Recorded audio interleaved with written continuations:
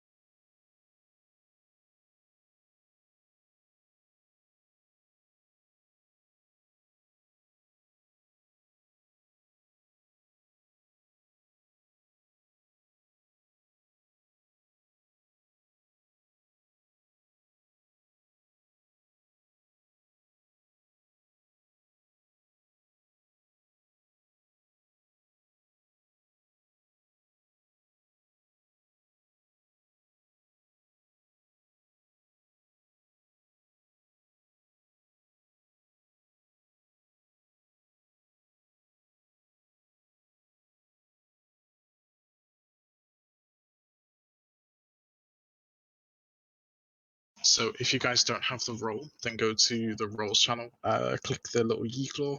That should give you the ability to actually see the chart.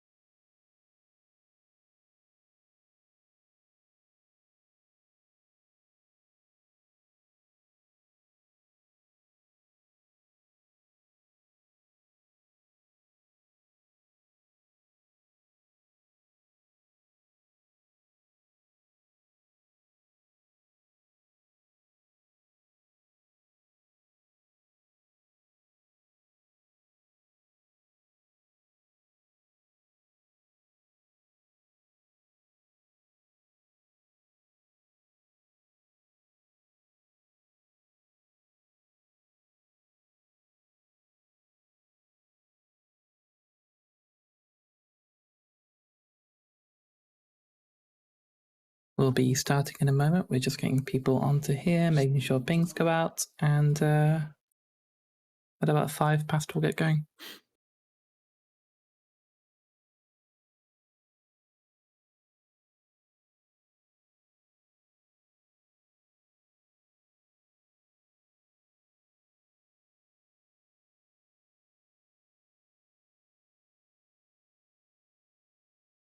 This is also being streamed, guys, and it will also be recorded.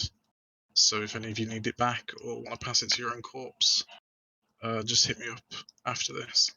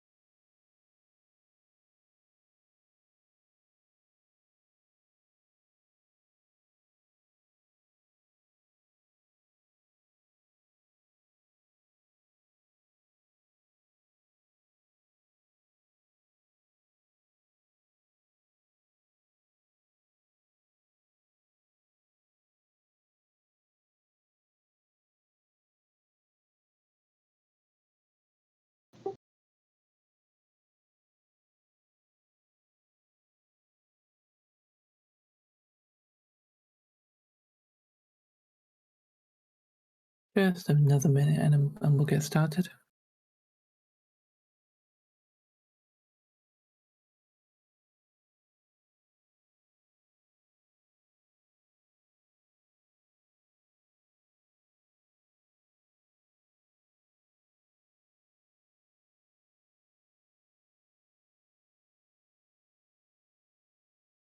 Okay, right, so it looks like TIS is live. We've got a lot of people in here. Pings have gone out, so we're good. We've got about 67 people, which is quite nice. I just wanted to start by thanking you guys for coming along here.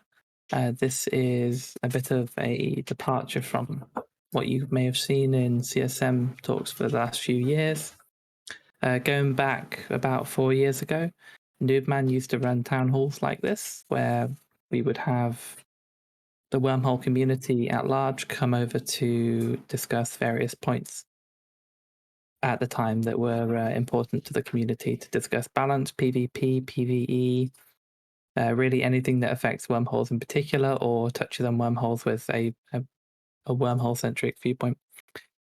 So this is going to be a meeting where you guys can all start to bring up your points. There is a channel called Wormhole Townhall, although we'll probably use the request to speak option actually. We'll be giving you guys about a minute or two when we get to these topics and we've introduced them. We'll be giving people a minute or two to talk. We're going to bring you guys up on stage if anyone wants to speak about topics, and you can talk your heart out about anything that's affecting you or your corp, or anything you see as a problem, or indeed something great. This should hopefully then go back to CCP as a way of demonstrating the issues that we all face in wormhole space, things that we want changed, and issues that we all want to look at. Something more than just me writing a blog, something more than any of you guys just writing a Reddit post and showing that it's one person, right? Now, this is about the space that we all live in or all utilize, or even those who perhaps only are tangentially connected to wormhole space. And what I will also say, this was Teddy's thing primarily. He's going to be hosting much of this here.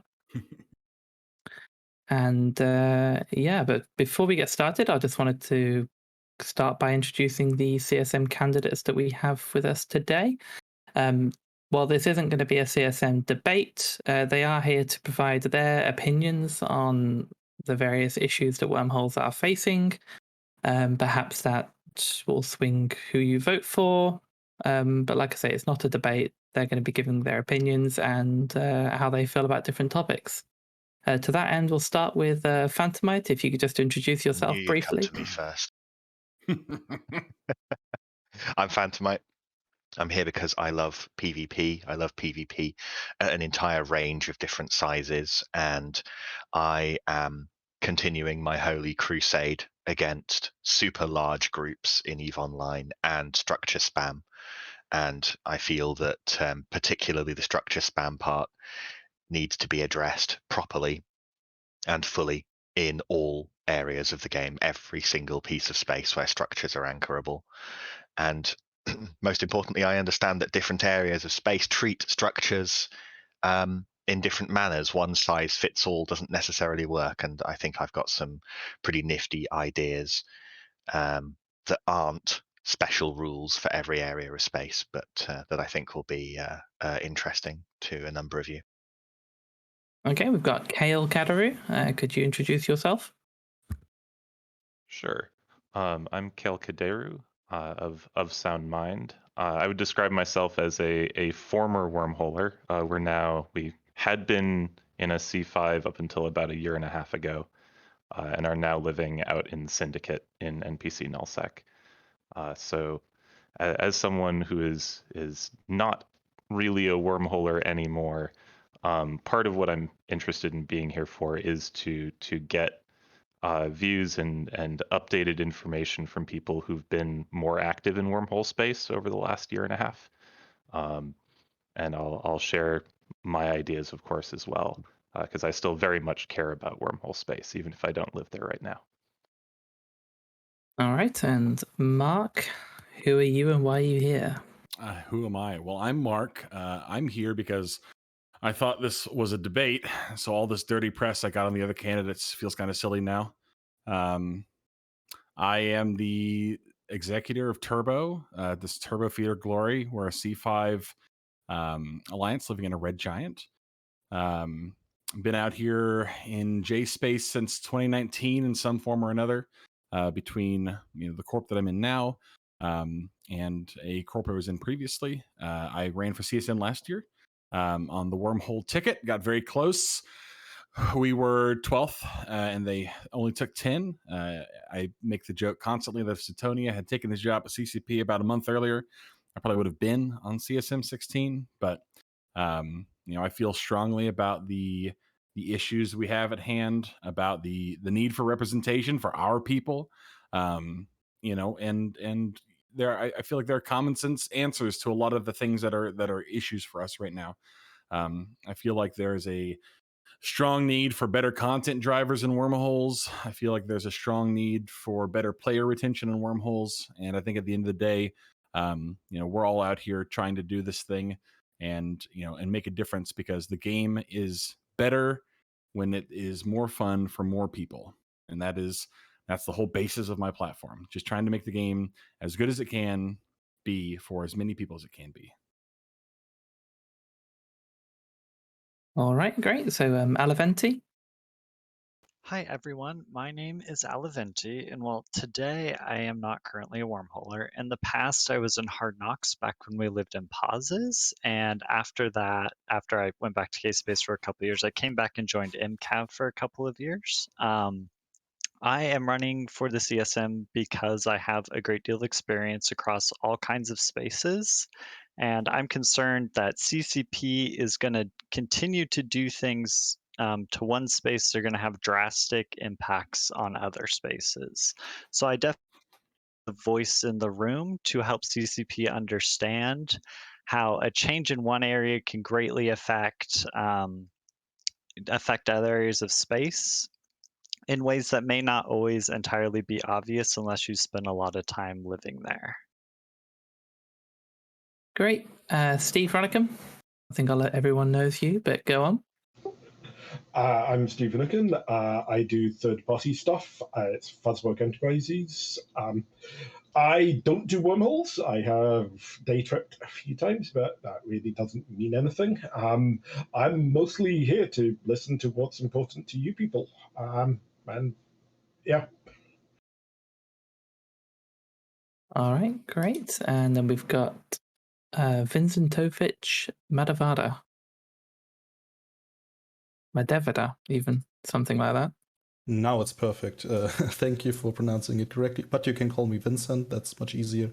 I'm the German gas guy. I produce boosters, I sell them in Jita, I do special deliveries if you pay me to, and I fell in love with the Wormhole playstyle. I came back to EVE during the one of the lockdowns, and I got straight back into wormholes after some time not being there. And once I found out that filaments were a thing, that someone thought that might be a good thing to not exclude from Mumble Space, I was pissed and also decided to rent for CSM last year. Didn't got that up high in the wormholer ticket, but yeah, I still think it's important to speak about the topics to show that it's common sense and not just fringe opinions.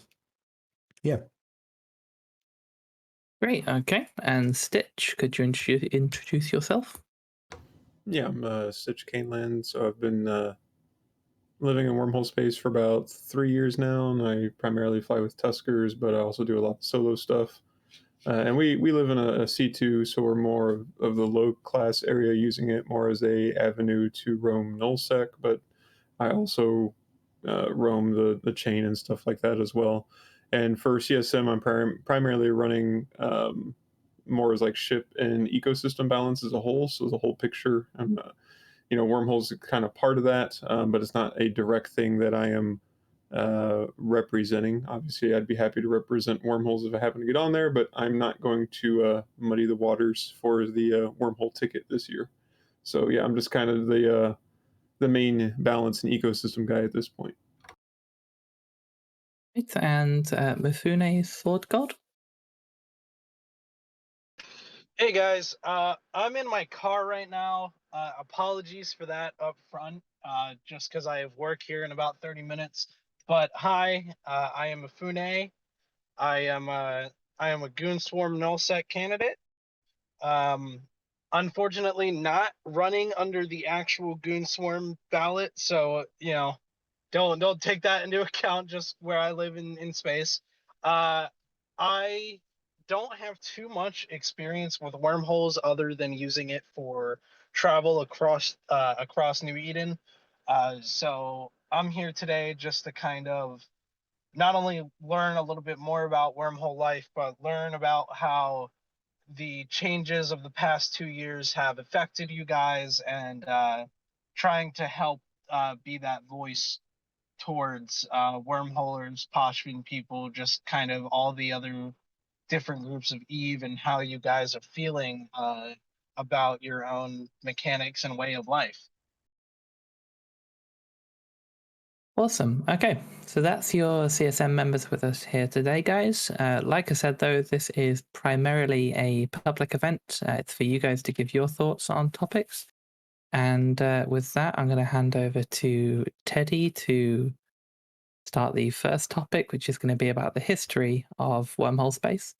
And then we'll give you guys a chance to speak up. There is going to be a raise your hand icon at the bottom, which will let you request to speak, and we can bring you up to the stage to have about a minute to speak. Depends how many requests there are. You may get a bit longer, may get a little bit less. I'll be mostly moderating, and yeah, take it away, Teddy. Yeah, alright guys, who wants to talk about the shit we've endured over the last couple of years? No, it's fucking brutal, Teddy. Who, come on, because it's been absolute hell. Yeah. Great. Stop it with the F-bombs, Mark.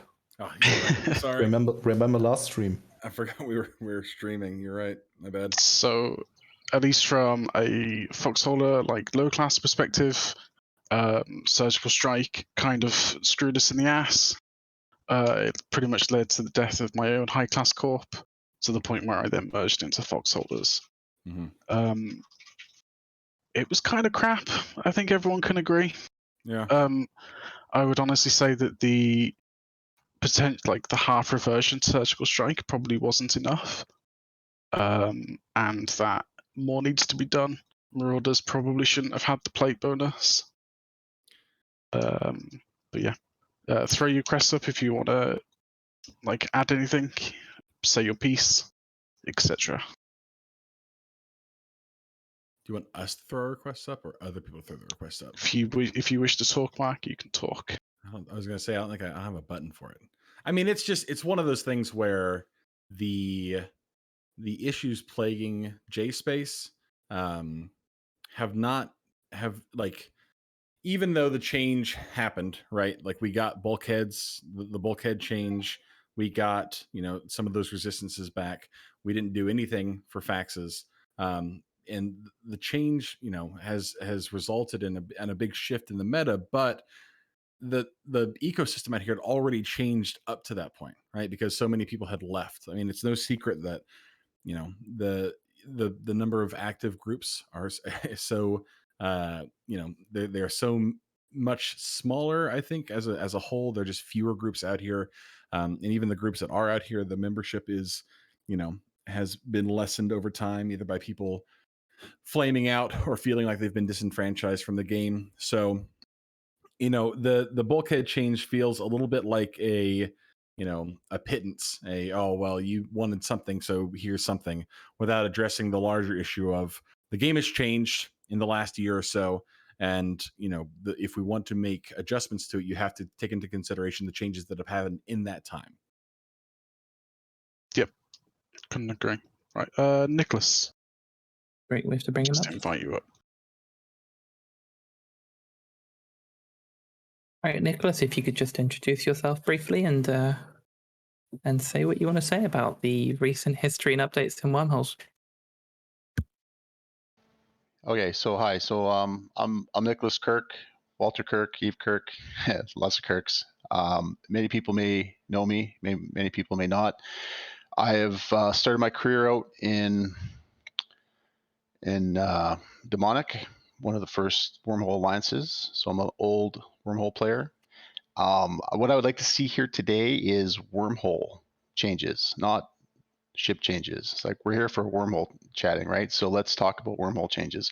I don't care about bulkheads. I helped Mark anchor his Fortizar when he moved to C5 space. I was glad to do it, and I want to do it. I want to help it, but I really think we need to be here to talk about changing Wormhole space, not ship world-class space. Like we need to really, what's going to bring people here?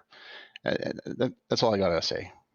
Let's change the topic to wormholes and not world changes. Like Eve universe. Sorry, go ahead. Can I just Alright, quickly jump in on that for a sec? You can. Obviously, I am.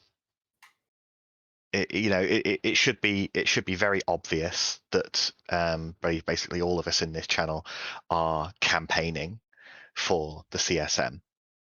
But ship and structure balance changes are just as much wormhole foundations as they are in outside of J space. So we're not really going to be able to not talk about structure balance and ship balance changes if the topic is the health of wormholes.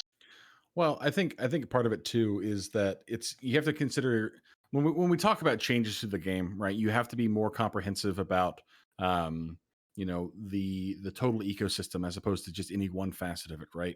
So people talk about ship changes a lot because that is, most interactions people have in space are between two different people and two different ships, right? At its fundamental level, the game is, the different ways that people interact with other people in the ships they've chosen and the fits that they've put on those ships.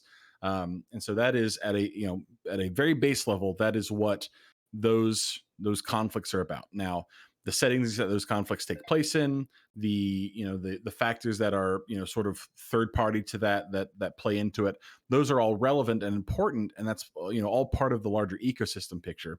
And there are plenty of if you wanted to just talk about changes to like the mechanics of wormholes, period, that is a whole laundry list of different topics that we could get at, but those changes make a difference when you talk about what kind of doctrines are people running now? What kind of things are effective for home defense? What kind of things are effective in the eviction meta? Like, what are there other play styles that are being affected here that we're not taking into consideration, and we need to be, right? So it's not, I don't feel like as simple as just saying, let's just talk about one thing and only that one thing, when if you want to address the issues that affect all of J space as a whole, and outside of J space too. I mean, we've talked about this. I think pretty much everybody here at some point or another. We're not isolated, right? We feel isolated a lot of times because we're in our own kind of bubble, and a lot of for the most part, there are a wide population in this game that's not going to ever enter a wormhole. But the things that affect us affect other people too. And, the things that affect other people obviously are affecting us. I mean, we talk about surgical strike and complain about surgical strike. That was a change that was intended to fix another issue somewhere else in space, and it's now affecting us. And until we can get to the point where CCP isn't making such broad, sweeping changes to all parts of the game in unison, that's something we're going to have to live with. So being able to find some kind of balance in there is important. And it's also important to consider that, we need to be more fundamental about how we talk about this. We need to be more comprehensive and understand that there are a lot of different things that play into it. All of those will need to be addressed. Okay, if I'm able to chime in real quick, but I can see where the frustration lies with a lot of players, right? Because for almost 3 years now, we've had nothing but changes, nerf. There's nothing new. There's nothing fresh. It's always about fixing something rather, it's always putting the Band-Aid over something rather than introducing something exciting. And can you guys still hear me? Yes. Yes. Yeah. Cool. I can definitely see where that frustration is, and a lot of players feel the same way. I'm sure all the other CSM 17 candidates can agree that a lot of people have just gotten fucking bored because it's just, oh, this week Marauders are the best, and then fucking next week they're going to end up changing that, and it's going to be something completely different, right? That's a very good point. Yeah. Right. Can I... This, as much as I would like to listen to you guys debate, this is not a debate. Lily, can you request yourself to speak again? Thank you. Oh no. And thank you, Nick, for kind of saying your piece. Hi. So I guess one of the big questions I want to ask a lot of the CSM members here, and going forward, one of the biggest things that you saw come out recently is the structure timers. Now, K-Space, they're just as they've been, just reduced, but with wormholes, they've now turned into an almost dinner bell that is basically someone comes, hits your stuff, you now have about a day to get your shit together, or come tomorrow morning or a day after potentially, it's gone. And we've all seen these groups come through. Sure, it's a fun way to get a fight, but smaller groups I've seen, a couple that I've even gotten messages from, they get hit, they're afraid of losing all their stuff because they think it's an eviction force. Even if there's no hole control, you don't know if someone else wanders in. How do you guys feel about it? The most important issue that caused this change in vision and design for these structures is, and we all know this, is the absolutely unholy spam of citadels for the past 6 years, mostly through the rest of space outside of J space. I'm not saying that J space doesn't have a problem with spam in some situations as well, but I know that in J space it's not the same level of just an absolute metropolis of structures. But the most important thing is that there are different rules in systems for how combat works, for how structure sieges works, for the effect that it has, and for people's ability to turn up. Now, I definitely am not a fan of the idea of structures being different depending on which system they're in. But I think that it is difficult to get a good balance that will be reasonable for all areas of space, have the same rules, but still have it be reasonable for all areas of space.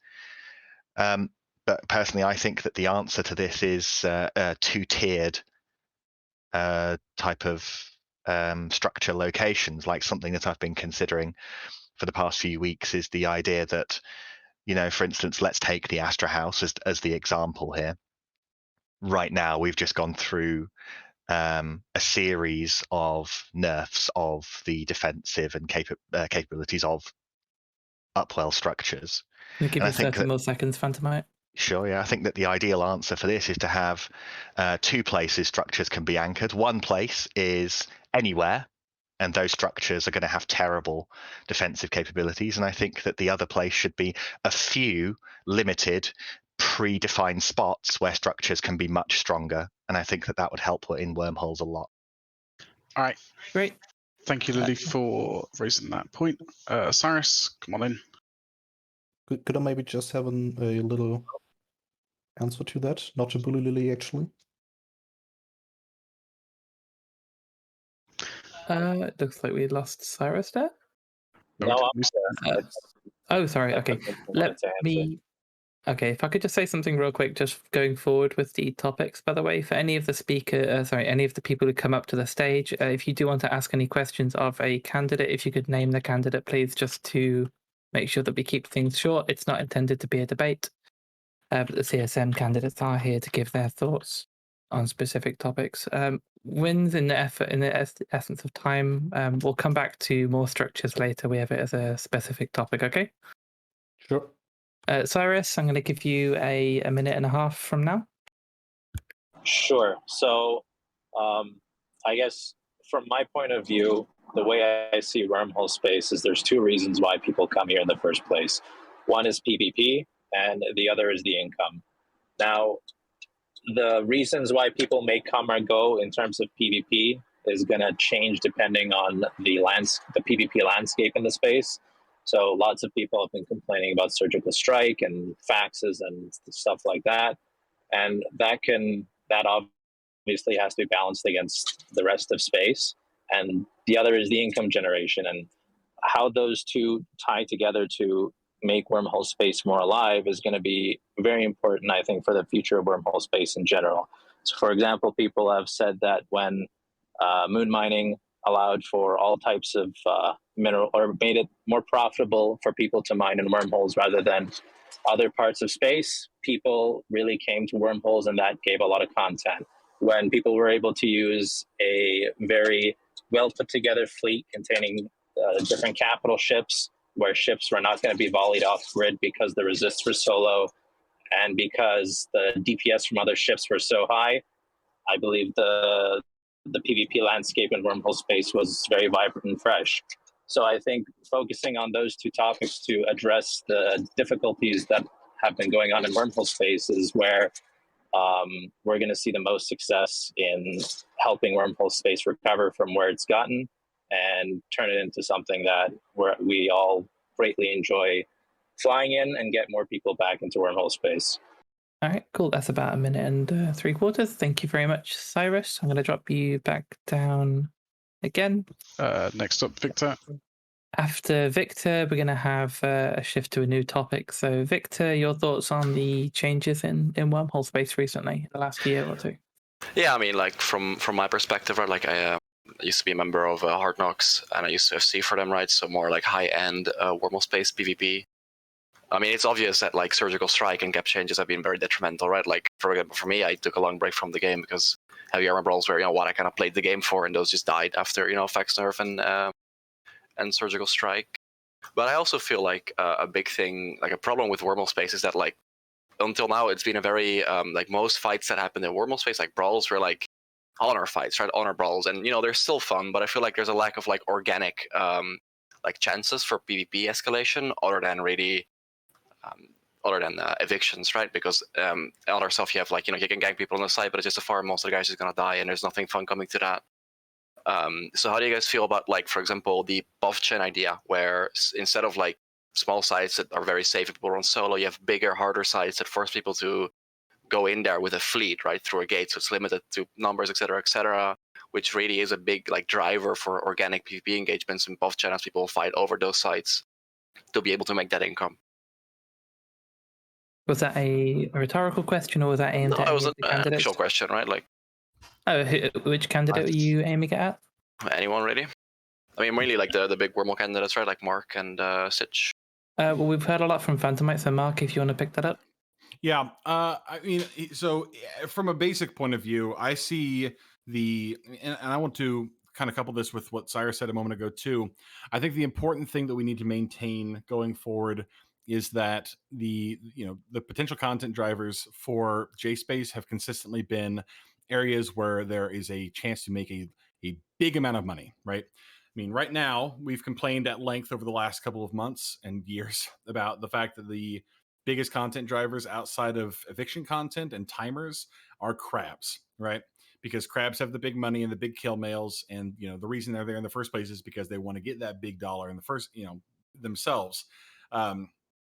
So introducing new and creative options for content generation that will bring people out because they want the money, and also bring people out who want to hunt those people who want the money, or find ways to break up their income stream for honor reasons, or just because they like the blue loot or whatever. I mean, that's something that we need to be. That needs to be like if you're talking about ways to both retain players and bring players back to JSpace, has to be near priority number one. I mean, fixing fundamental issues about the way we do PvP, extremely important. I think it needs to be something that we address immediately, but at the same time, if we want to talk about the long-term health of the game and the long-term scope of, finding a way to create bigger sites that kick out more cash and require have a certain increased danger to them, both for the people who are involved in running those sites and for people who are trying to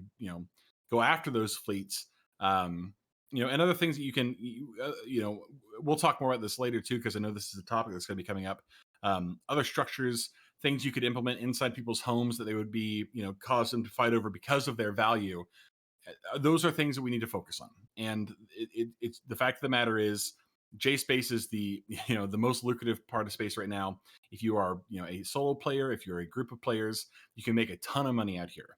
I think we need to maintain that as part of our identity, and also because it creates an environment that drives a lot of, like you've said before, pretty remarkable content just by virtue of people interacting with other people who are trying to get the same resources that they're trying to get. So I agree with you. I think it needs to be a priority. It needs to be something that we address with the developers. It needs to be something we can find additional creative options for to either bring people back to JSpace, retain people in JSpace, or bring in new members or new people to JSpace who had not been entered before. Okay, great. Thank you very much, Mark. So we're going to change topics now, guys. We're going to go on to PvE in Wormhole space, although we've just been talking about that in general. So for the start of this, I'm going to get Wins to introduce PvE and just talk a little bit about what PvE in Wormhole space is like and the general topics we may want to discuss. As before, if you just raise your hand if you want to speak. So Wins, if you tell us about what's PvE in Wormholes like. Yeah, sure. Let's get to the most beloved topic of some nullseekers, the Wormhole PvE. All about crabbing, the blue loot, the gas, and what we should delete C4, the PvE. Of course, we have to get nerfed, at least that's the public opinion, because if you look at the MER, we do have a lot of blue loot sold. That's quite dang ticks. All the high-class people, they talk about how much they get per hour, the good old ISK per hour everyone brags about, which is apparently the highest in Wormhole space with no risk at all, of course, because everything's safe, no one can roll into you. We all know that. Yeah, apart from that, of course, some people care about gas. I do. Some people just do it on the side. I don't think it's really a main thing for many people in Wormhole space. It may be a main source of income, but it's not like people enjoy actively looking for gas sites and having them. Yeah, and then of course for PvE we also have the difference how you do PvE. You have your farmholds, you have your home sites, and the hole you actually live in. Some people don't have home sites because they day trip. But of course you also have the static crabbing as you go into the actually replenishing or at least rollable statics and look for content there. Some people choose to go into the 13s and use some confessors to get the blue loot, which is actually kind of beginner friendly. And do we have to talk about rock mining? I don't think so, because no one does it, at least seriously. Awesome, thank you, Wiz. Up next, Davak, a minute and a half, if you please. Awesome, thank you. So this question is directed towards Steve and Phantomite. Yeah, you've been on the CSM before. We have all these ideas for addressing the problems with PvE in the Wormhole space, like switching up the C4 sites, or specifically trying to encourage dreads out in space by putting scram towers out, or adding more loot to the Avengers to make them more appealing. How reasonable are those requests of CCP? Like, what is it like internally? Like, obviously, I know you guys are NDA'd, but are giving them those kinds of ideas helpful? Is that the kind of stuff they'll actually implement? Like, what kind of scope of ideas should we be looking to provide to them to make these changes? Because obviously, a whole PvE rework is going to be out of the question. That's a lot of dev time, a lot of resources.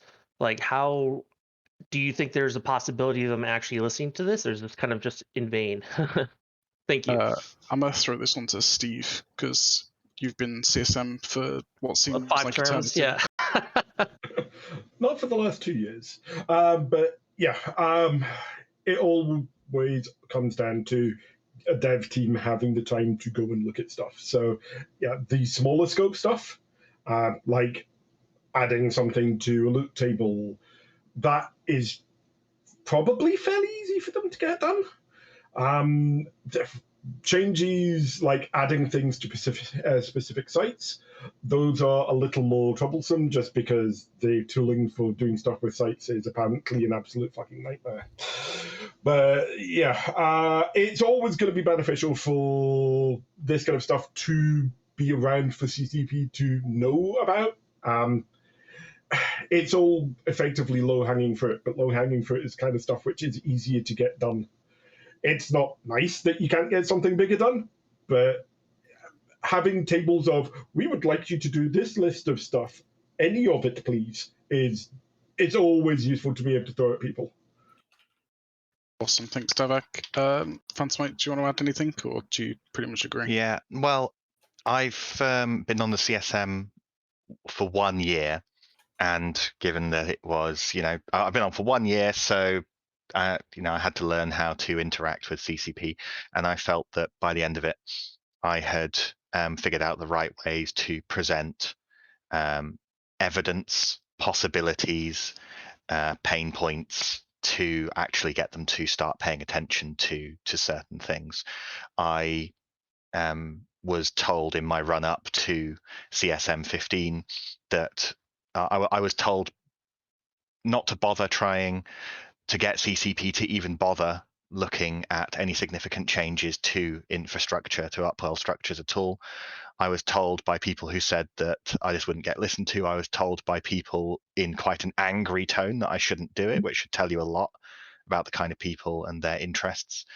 In the end, about half of the changes that CCP have been coming out with, notably, I'll say, not the removal of an entire timer, are things that I had suggested to them. So I don't think it's impossible to get things done, big things done. It just needs to be presented correctly. I will need to cut you off in the essence of time, I'm afraid. Up next, Dewey, and thank you, Davlak. All right.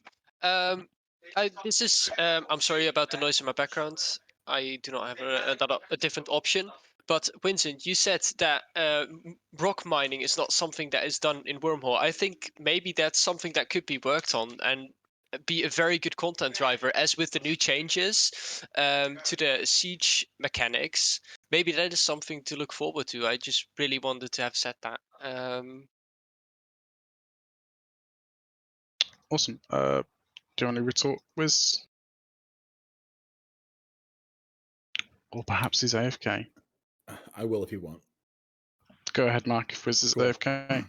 Yeah, I mean, it's just one more thing, right? And again, this is another thing we're going to talk about at more length later when we talk about the need for other avenues of content generation to try and move us further away from the eviction meta, and more towards a more balanced, more comprehensive, more fun ecosystem where we can do more things and aren't kind of pigeonholed into defending, evicting, attacking, those just that, very brief kind of or very, narrow kind of viewpoint. But yes, I mean, the fact that our moons are the worst in the game is kind of a kind of nonsense. The game is, they have tried to balance certain ecosystem things by just giving straight up nerfs to some parts of space in order to balance out resource generation. What that's done is it's driven people away from those regions of space, and for an ecosystem that is so dependent on having an active player base, an active player base that is both the the prey and the predator prey relationship, that has hurt us perhaps more than other regions of space, just by virtue of how much smaller we are and how much more we are affected by large shifts in demographics, right? So the fact, if we were to talk about reworking those sites and reworking our moons to give us either better mining or more consistent mining, or more valuable rocks, or whatever the form that takes, that's inevitably going to bring people out here, because there is value in mining here in a way that you don't have elsewhere in space, because we if the value is there, people will be here, and we want to be able to, we want to be able to stress the importance of. Sorry, you're good. Wiz is back now. So, Wiz, can you just look at a minute? Yep. And then we'll move on because I've got 2 people that want to speak, and we're running out of time for this topic. Yeah, I mean, the short answer about that is that we don't want to have rockles in space because rockles are the optimal mining platform, but we want rockles in space because people actually want to have a full mining fleet out because mining would make sense. And oracles would be nice because they're really big targets, but if you have a full mining fleet out with barges and an orca, maybe even a porpoise, that's quite a lot of ore you can get, quite a lot of big kill mail. And if you got a porpoise full of compressed gas that's filled to the brim, there's also quite a big payout you can get. And we shouldn't try to make the rockle strong again, but we should make the spawns actually enough to have it make sense that you need a full mining fleet set up to do that. And currently, personally, I just wouldn't really put out a porpoise unless many people are for a change on a cloud with me. Awesome, thank you, Wiz. Serg, come and say your piece. Oh, hello all. I think Wormhole for making PvE, one first problem I see is capital escalation and easy calling with escalation. One side is fun, but this is not so dangerous for who calling.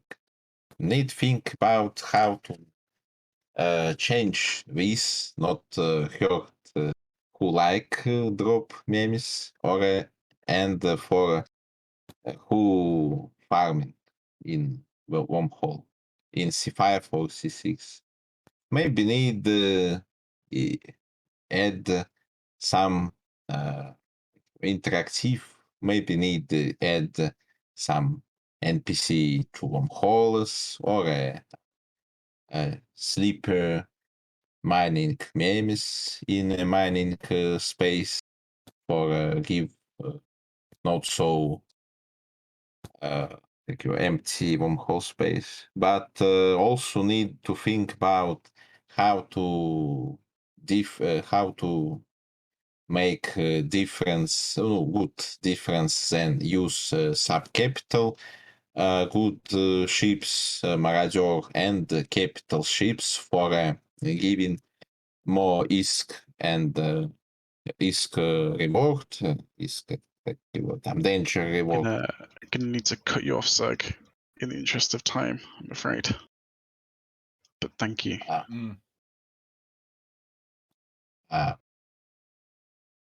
Alright, old man Tib, come on. Oh boy. Okay, so I have this is a question actually for everybody. I realize this might not be able to happen because of time, but so we have been beating a dead horse about a lot of these issues for I would say 5 to even 6 years to a certain extent in terms of some of the issues that we've come through. We didn't get surgical strike reversion. We didn't even get a surgical strike fully reversed. They just did it halfway as more of a, I guess, a pander towards the issues that we've been screaming at them about. So in the interest of this, I would actually like to know what each one of your thoughts are in terms of how to convey what you think is the best way to convey information to CCP and how to resolve conflict when it comes to issues that when it affects ecosystems that is outside of its intended scope. I guess the classic example is changing whenever they changed Hectors to This is before, unrollable frigate holes, but when they changed Hicks to, in their mass issues, and we were unable to roll frigate holes for a long time, and it took them, quite a while to fix that. I guess another example would also be faxes, changing a huge meta shift because of the faxes. Anyway, that's what I would ask.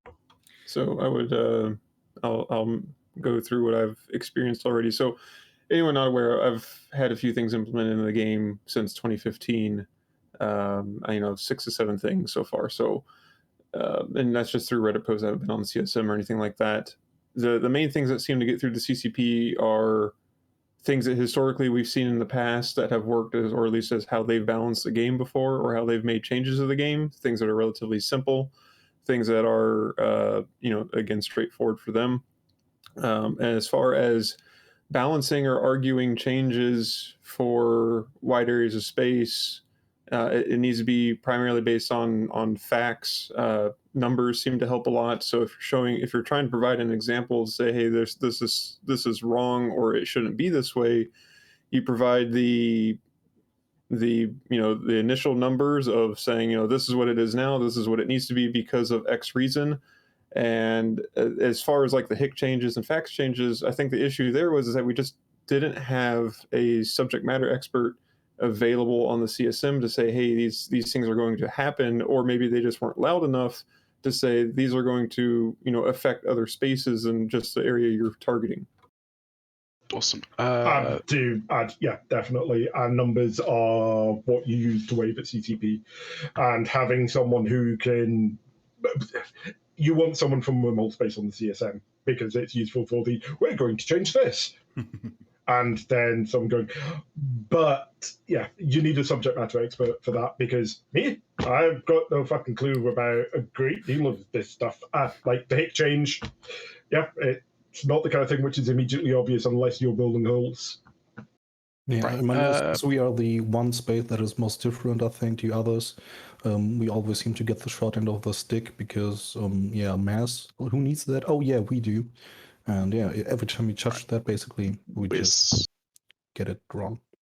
Mark, you got like 30 seconds. Yeah, I'll be quick. Teddy, how many tunes did you guys lose in Outfox when they made the subscription changes?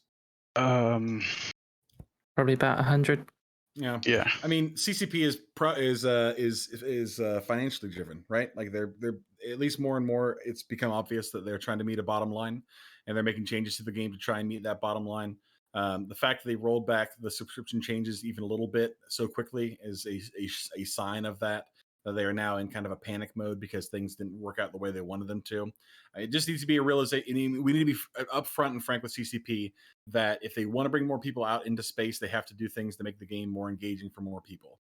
And especially in J space, where people are willing to spend a lot of money and a lot of time playing their game, they need to be realistic about the changes that they need to implement and changes that they need to perhaps reconsider implementing if they want to be able to keep people out here both paying their subscriptions and buying Plex. Awesome. Thank you, Mark. Nick, come on up here. And then after Nick, we are going to be moving on to scanning, exploration, and unique wormhole features. Did Yes. you skip over me? Sure. Sorry, So yes, go ahead, Nick. One of the things that was brought up was the balancing of mining. And I do believe that if we made a few things a little bit more juicier, mining in wormhole space versus nullsec would bring more players into wormhole space. It does sound simple, and it might just be that simple because that's content. More miners to gank. It's just more content. Sorry, go ahead. So real quick on the previous thing, data is great, data is important, but the thing that hasn't been said, I don't think, which I think is the most important thing, is to share information with CCP that they don't already know. Like, not gonna lie, they already know that lots of people are unsubbing. So telling them that, while important, is not going to be the most effective way to get things changed.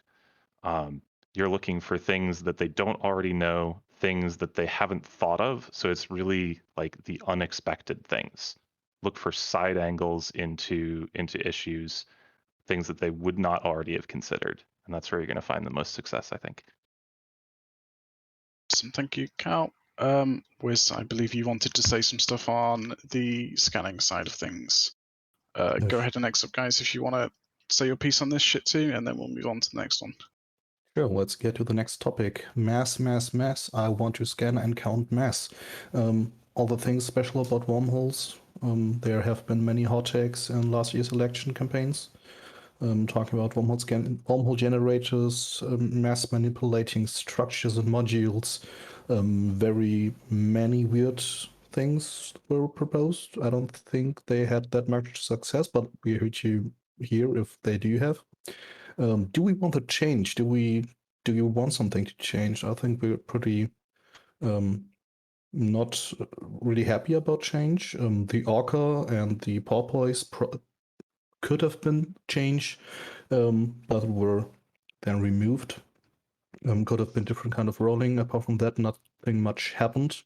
And then, of course, we have one of our favorite topics, also during last election cycle, the frickholes and how we would change them. Because let's just say, for many people, they aren't that nice. Awesome. Thank you, Wiz. Fixer, come on up. Hello. Yeah, I mean, there's been one major, like, kind of controversial change as far as like wormhole mass and wormhole rolling has been concerned over the last years, right? And it was the infamous friggle changes. I just wanted to like hear the main candidates' opinions on that. Do you think it's a good change? Do you think it's a bad change? And do you think are other things should change about wormhole rolling?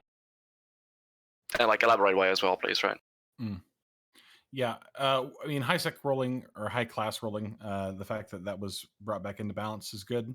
I mean, it seems like an obvious thing, especially having now lived here for a couple months. I can tell you right now that while I was in a C4, I didn't think it was that important. I didn't understand why it was such a big deal. But now, understanding what a joy it is to blast carriers through holes, the one past them is kind of a religious experience for me in my life right now. As for the frickhole change, we've talked, at length about this over and over again, and you walk a really delicate line when you talk about these sort of things, because depending on who is listening, they're going to think that you're trying to hit a certain angle, right? People who have traditionally lived and worked with more power or more I would say more active groups that run more eviction content and have participated in more of those sort of things, they generally dislike frig holes because it is an uncounterable piece of the meta, or rather a functionally uncounterable piece of the meta. It is not without counters, but there are certain aspects of it that are extremely difficult to deal with and require some very specific adaptations that a lot of groups just don't have access to. At the same time, people who are generally in more defensive groups love them because they give them an opportunity to make use of huge stockpiles of home defense ships for very little effort on the part of the defenders. As if a freak hole pops during an eviction, a lot of times that's the end of the eviction. There's no way around it. We've talked at length about ways that you could balance that so that it's not, crippling to groups who might have to rely on those kind of holes. We've talked about ways that you could balance it so that it is not as oppressive for people who are trying to crab. We've talked about it as, a million different ways to Sunday, and they're not going to get rid of freak holes. Although I'm sure some people would love that. Just finish up, Mark. Will do. The idea that perhaps they could roll or have those holes spawn in end of life, so that they will be collapsing soon, but you don't know exactly how long they will collapse. Make them still available to defenders, but not as sure thing, and certainly not lasting for 10, 15 hours. I think those are valid options and things that we would need to talk about going forward. Awesome. Cal, you had some stuff to say on this. Yeah. I'll throw the next topic in the town hall for people that want to mix up for that as well. So again, trying to be fairly quick here. I feel like most wormhole space groups, in my own experience and from when I've talked to people, fall into either the role category or the scan down a chain category. And there's some overlap there. But that's something that I think it's important for us to keep an eye on and make sure that it stays viable for groups to be in either of those modes. On Friggle specifically, an idea that I can't take credit for, but I really like, is if we could change those frigate holes from always going out to nullsec and bringing in the K-space hordes to instead going somewhere else in wormhole space. I've been involved in, I think, 5 evictions since the changes. 4 of them have had a frigate hole spawn to nullsec, and in, I want to say, 3 of those, it completely just ended the eviction. And like, it didn't cause a fight. It just forced the attackers to instantly stand down because there were now dozens, or in one of the cases, hundreds of nullsecers in the hole. Now, I am a nullsec dweller now. I don't think this is healthy. Awesome, thank you, Cal. Right, we're going to move on to the next topic, guys, which is PvP. A lot of stuff has happened with PvP over the last couple of years. The message has changed. If you have stuff that you want to say, bring up.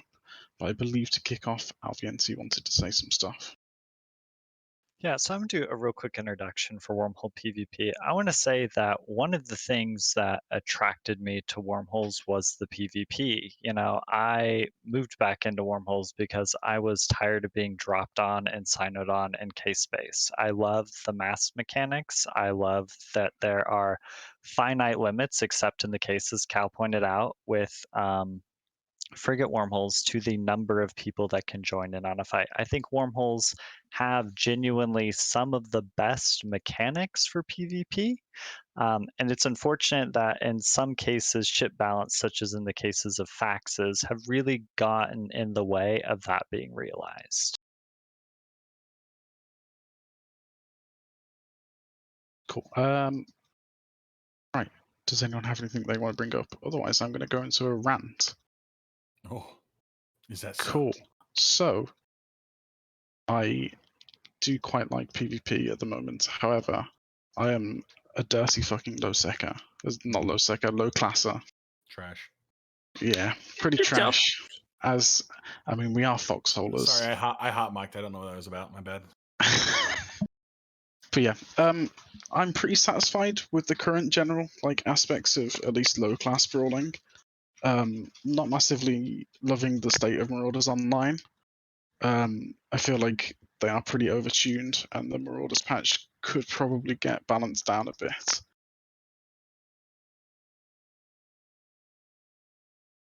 Yes. Do we have anyone to talk about? Anyone raising their hand right now? Yeah, we've got some people. Cyrus, come on in. Yeah, I think you said it also before, Teddy, that the plate bonus on Marauders really, really makes them very strong. But a couple of other things that really make them strong that can be addressed tangentially is one, the shortened Bastion cycle can make them very difficult to kill before they're able to receive reps, and then as well the T2 ammo bonus combined with the DPS bonus of the Bastion module also makes them really strong. One thing that could possibly be done to reduce the oppressiveness of a Marauder while also reducing the oppressiveness of a ship like the Nighthawk is reverting the T2 damage buff. Just an idea for the CSM candidates up there. That would be the dream. Right. Thanks, Cyrus. Anemone, come on up. And Tib, where did you go? Just before we carry on, we've got, I think Ithaca Hawk should be on. There we go. Ithaca, I'm just going to drag you onto stage as well. Ithaca is another CSM candidate. Hi, guys. Yeah, Ithaca, if you want to just, before Anemone gives their little talk, Ithaca, if you could just briefly just introduce yourself, having just popped in. Yeah, sure. Yeah, hi guys, I'm Ithaca Hawk. I currently fly for Volta. I've been playing EVE for about 12, 14 years now, and probably a good 2/3 of that, maybe more, have been spent in wormholes. I was in Calacan United. I was in Overload This, Isogen 5, and AFK. Wormholes have always been some of my favorite parts of EVE Online, especially high-class wormhole space. It's been fantastic. But I left it left it a while ago now because the content just wasn't what I was looking for anymore.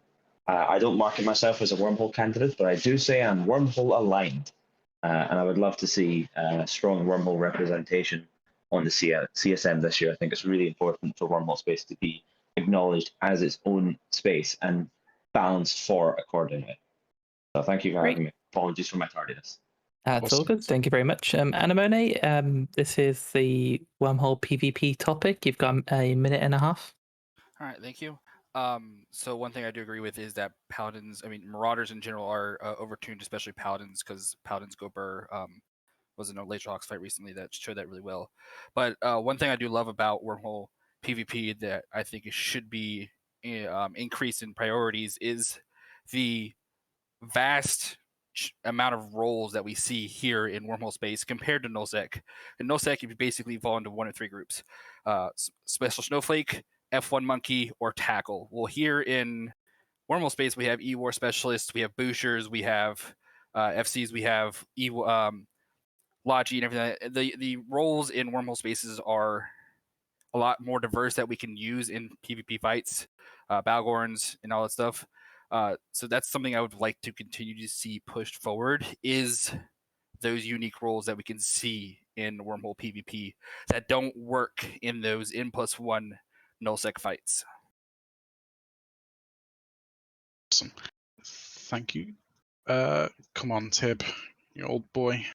Oh boy, I get more time. Okay, I would like a 30-second spiel from each of you, if time permits, to describe the state of either the current meta of wormhole space, your opinions of it in terms of PvP, or if you're unfamiliar with it, which I know a couple of you are, describe to me where you think the state of brawling and brawling mechanics are for small to mid-gang fights. Thank you. I can answer either of those effectively. Yep. I'll take the first one for sure. I don't know if time will allow for the second. 30 seconds, Mark. Thank you. The state of PvP is in flux right now. I mean, there's no way about it. Groups that have traditionally flown a lot of the T3 meta for the longest time, either ham legions or Arty or ham Lokis, or in some cases Tengus, or a lot of those groups who have flown Nighthawks are starting to transition to heavier builds just by virtue of the bonuses that we get from large plates and large shield extenders now. Those are still strong comps, and people are still going to be flying those, especially groups that have invested a lot of skill points into them. But on a day-to-day basis, I'd say most comps in fleet versus fleet engagements. You're out of the time now, Mark, I'm afraid. 30 seconds is not a long time. Just to clarify, I would what I'm asking is like what your opinion is on whether or not it is a healthy or an unhealthy state. Oh, okay. It's fine. Could be better. Cool. I guess I'll briefly add in my opinion then. PvP as a whole, I think it varies widely depending on the situations. I would say when you can actually find fights, it's decent, but as a whole, I would say it's trending more in an unhealthy direction. And then as far as my opinion on brawling, whether it's small scale or large scale, or in your case, you were mentioning more like a small gang scenario, I don't think brawling is in a healthy place right now, just for a variety of different reasons, but we can get into that later. Cool. Fansmite, do you want to go next? Fortunately, I'm currently dealing with a little bit of drama at the moment, unfortunately. Sure. Sorry. Avianti, do you want to go? Yeah, so I think that there are certainly a lot of adjustments that can be made. I would lean towards it's unhealthy. And as far as brawling, there really isn't an advantage today to brawling when you can stay at range and use electronic warfare and mobility to not get shot. Awesome. Nice and succinct. Cal? Yeah, I'm in a bit of a weird place with this question because literally an hour ago I was in a nullsec brawl, at like actually brawling, which was great fun and was excellent, but happened at least in part because one of the groups involved was full of new players. So that's the thing that's skewing my thinking here. I would say overall amongst experienced pilots, relatively unhealthy, and it gets healthier the more newbie involved you get. Awesome. Ithaca. Don't forget you're muted. Yeah, I think the way Kale said actually was quite succinct, to be honest. It doesn't scale very well. I'm not super familiar with the meta currently because, as mentioned, I don't currently live in Wormholes. Last time I lived in there, it was 2019, 2020, and the Shacks Online was the thing. I do think that Wormhole space currently suffers from not enough caps in space. There's not very many reasons to bring caps to fights. They just get flattened by paladin blobs at the minute, as Mark can attest to. So I think it's very much in flux, and it should be given some attention. Like I would like to see, for example, allow faxes in W space to say combat refit, and then take away capital ancillary cap boosters. So you could go back to like regen refitting and stuff like that. Doesn't break case space, and it makes Wormhole space much more interesting again. That's just a sort of post-it note idea. Awesome. Thanks, Ithaca. Phantomite. I want to point out, there's a number of things that are affecting lots of areas in the game, including J space as well. And I want to circle back around to Marauders again, being that Marauders don't have to make a whole bunch of choices at the moment. And I think that that's the key to putting them into a better place rather than the current new role that they've assumed on top of already having another great role. The new role they've assumed is simply better plated battleship than the previous options, and that's not okay.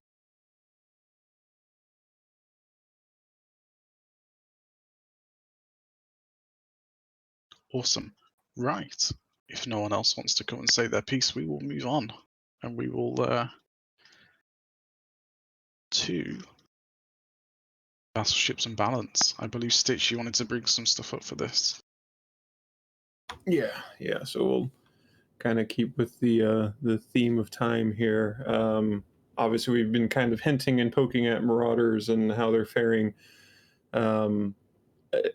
Looking past Marauders, the rest of the battleships, I think, are in a relatively decent spot. There's always going to be some exceptions that stand out, but battleships by default have some penalties associated with them, especially T1 faction pirate. Again, everyone can point out maybe one or two exceptions that are kind of above the average, but in general, most of the other battleship comps are in a decent spot. Even looking at blops, they're in a decent spot with the plate changes. We're not seeing doctrines of blops. So if we're going to now talk about Marauders, kind of echoing on what Phantomite said, Marauders never should have gotten the plate changes. The issue with Marauders is the same issue that is plaguing heavy assault cruisers or hacks. It's that these are T2 ships which are supposed to be specialized in a role, and these ships are not specialized in a role. They are just straight upgrades to everything else. There is no specialization happening. They're just I'm the best ship in this class, and that's that. So, and especially in Marauders, there's no real way to effectively punch up to them without just massing a number of people. So that kind of creates its own barrier within the meta. And so the main takeaway here is that to address Marauders particularly, and Marauders did need changes. I'm not saying that we need to revert Marauders back to their useless state that they were before. They did need buffs. They did need changes because in the past they just were not useful ships. But to scale things back to where Marauders are the quote unquote good PvE ship that CCP wanted them to be, they need to be able to specialize around that, and they need to have some kind of penalty to being the best PvE ship by not being the best PvP ship as well.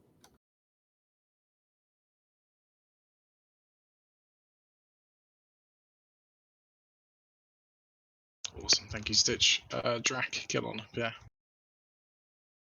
Yeah, I just kind of came here to agree with Stitch. You know, I think Marauders are great at PvE. CCP stated they want them to be sort of the king of PvE, which, I mean, they are right now. But the real big issue with them is they're also sort of the king of PvP. And there needs to be some nerfs to them that can affect their king of PvP status without, you know, nerfing them back to not being used for anything. You know, whether that's nerfing the E-War resist, extending the Bastion time, maybe making some nerfs on the MJDs as well, so that they can't just, you know, disappear out of sights. All of these would be great things, I think, for Marauders. End of rant. Thank you. Thank you very much.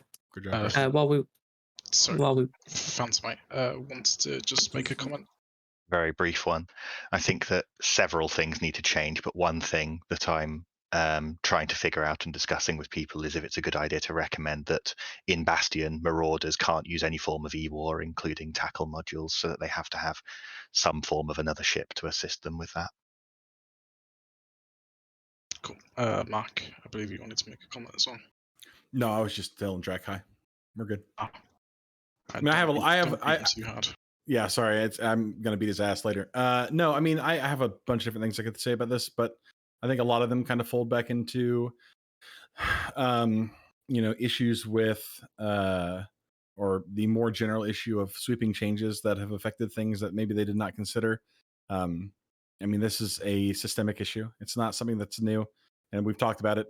I mean, this is the dead horse that we are beating right now, and have been for a while. And you know, whether that be, you know, making changes to the way Bastion works, like Stitch has talked about in the past, or limiting the kind of you know, all tools in one that Phantom just mentioned. Hard to say. I mean, some people have also suggested removing the you know, the plate buff and removing the T2 ammo buff for those holes specifically. Whether, you know, any one of these things or all of them together are the answer, I don't know currently, but I think that it is certainly something that needs to be addressed sooner rather than later. Cool. Thank you, Mark. Ithaca, I believe you wanted to have a comment as well. Yeah, thanks. I was actually just about to type back to you and say, no, it's fine. I think Mark said everything I wanted to say. The question is, like, how are Marauders faring? Should anything change? The answer is yes, they need to change. They're oppressive in their current form. The problem is they do everything really well, and there's very little counterplay other than just bring more Marauders, which is not really good game balance. I think everything should have obvious counterplay. Like, you bring the Marauder, you should have to. In theory, you commit yourself to one location for a while. You sacrifice mobility, but it's just not the case in practice. I would like to see, for example, an easy change would be to reduce their application. So if you want to apply to small ships around you, then you have to fit for heavy application, maybe sacrifice DPS or tackle or something like that, and give up some of those abilities to hit small things. Or you can fit for maximum DPS until hit the big things, but if you get pinned down by small ships, you're kind of a bit stuffed. Yeah, they need to change, and they're not very well balanced. I think it's fine that they're an apex subcap. Like, I don't think that's a bad thing. I just think they're too apex. Thank you, Ithaca. Ashley, you had something to say? Yeah, even though I'm meant to be hosting this, I actually had something to say, which was just around Marauders. What's really interesting is the whole dynamic of how T2 ships are meant to be the specialized ships, and faction ships are generally the kind of more generic upgrade. So regarding specialization, making the Marauder good for PvE, right? We're all familiar with the whole CCP monkey paw thing of, like, CCP does something, but it kind of fucks something else over, or it breaks something entirely by doing it, even with good intentions. So there's a number of different things they could do, right? You know, they could make them really vulnerable to E-War. They could make them not be able to use E-War modules themselves. They could make them have worse tracking. They could make them have next to no buffer. I'm just going to ask Stitch, actually. Stitch, what do you think would be a devastating change that CCP could do to Marauders while trying to fix this problem? What would be a bad thing? As in something that leads to CCP monkey paw? Yeah, pretty much. I mean, there's a lot of possibilities, but I guess so. I guess the thing I would start with is we're looking at a lot of this from a PvP perspective. The monkey paw situation that I feel like CCP is trying to avoid by making changes to Marauders right now is they don't want to piss off the PvE players, because previously Marauders weren't being used, based on their metrics.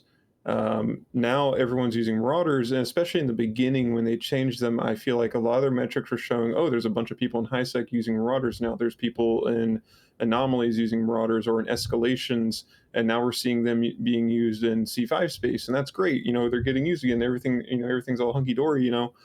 The monkey paw situation I see is that they changed something that would be beneficial for us in a PvP scenario, but it's a detriment to people in PvE. So I guess an example would be Bastion changes. When Rise was doing the changes to Marauders, we had a podcast with him. I think it was in the Less Than 10 podcast, and he was like, yeah, we offered to go from 1 minute to 45 seconds, but people were still yelling at us and saying that was sitting still for too long. So Rise was just like, screw it, we're just going to take it to 30 seconds. And then, so people will stop complaining about it. So my monkey paw situation here is we want to take it back up to a minute, or we want to take it back to a minute and a half. And from a PvP perspective, we'd be happy about it.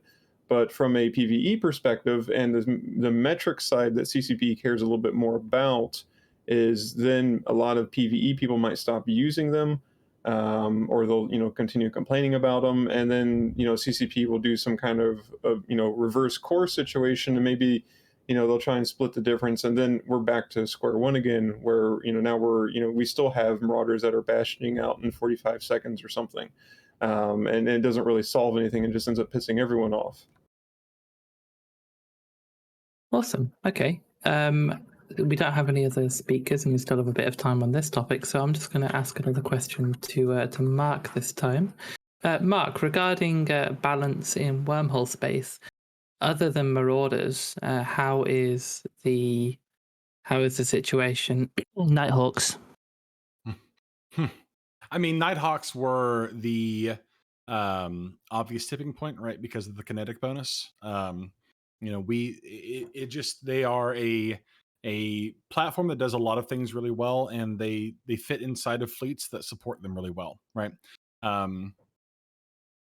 It is no secret that some of the the more experienced wormhole PvP groups started to gravitate towards Nighthawks when they did.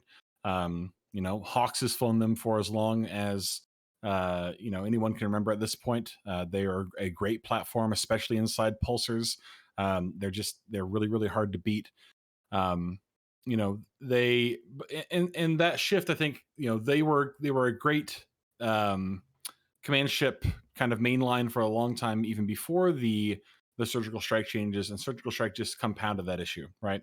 I think that's what we saw too when the ham issue came up, where after surgical strike, everybody started flying ham doctrines because all of your DPS was available up front.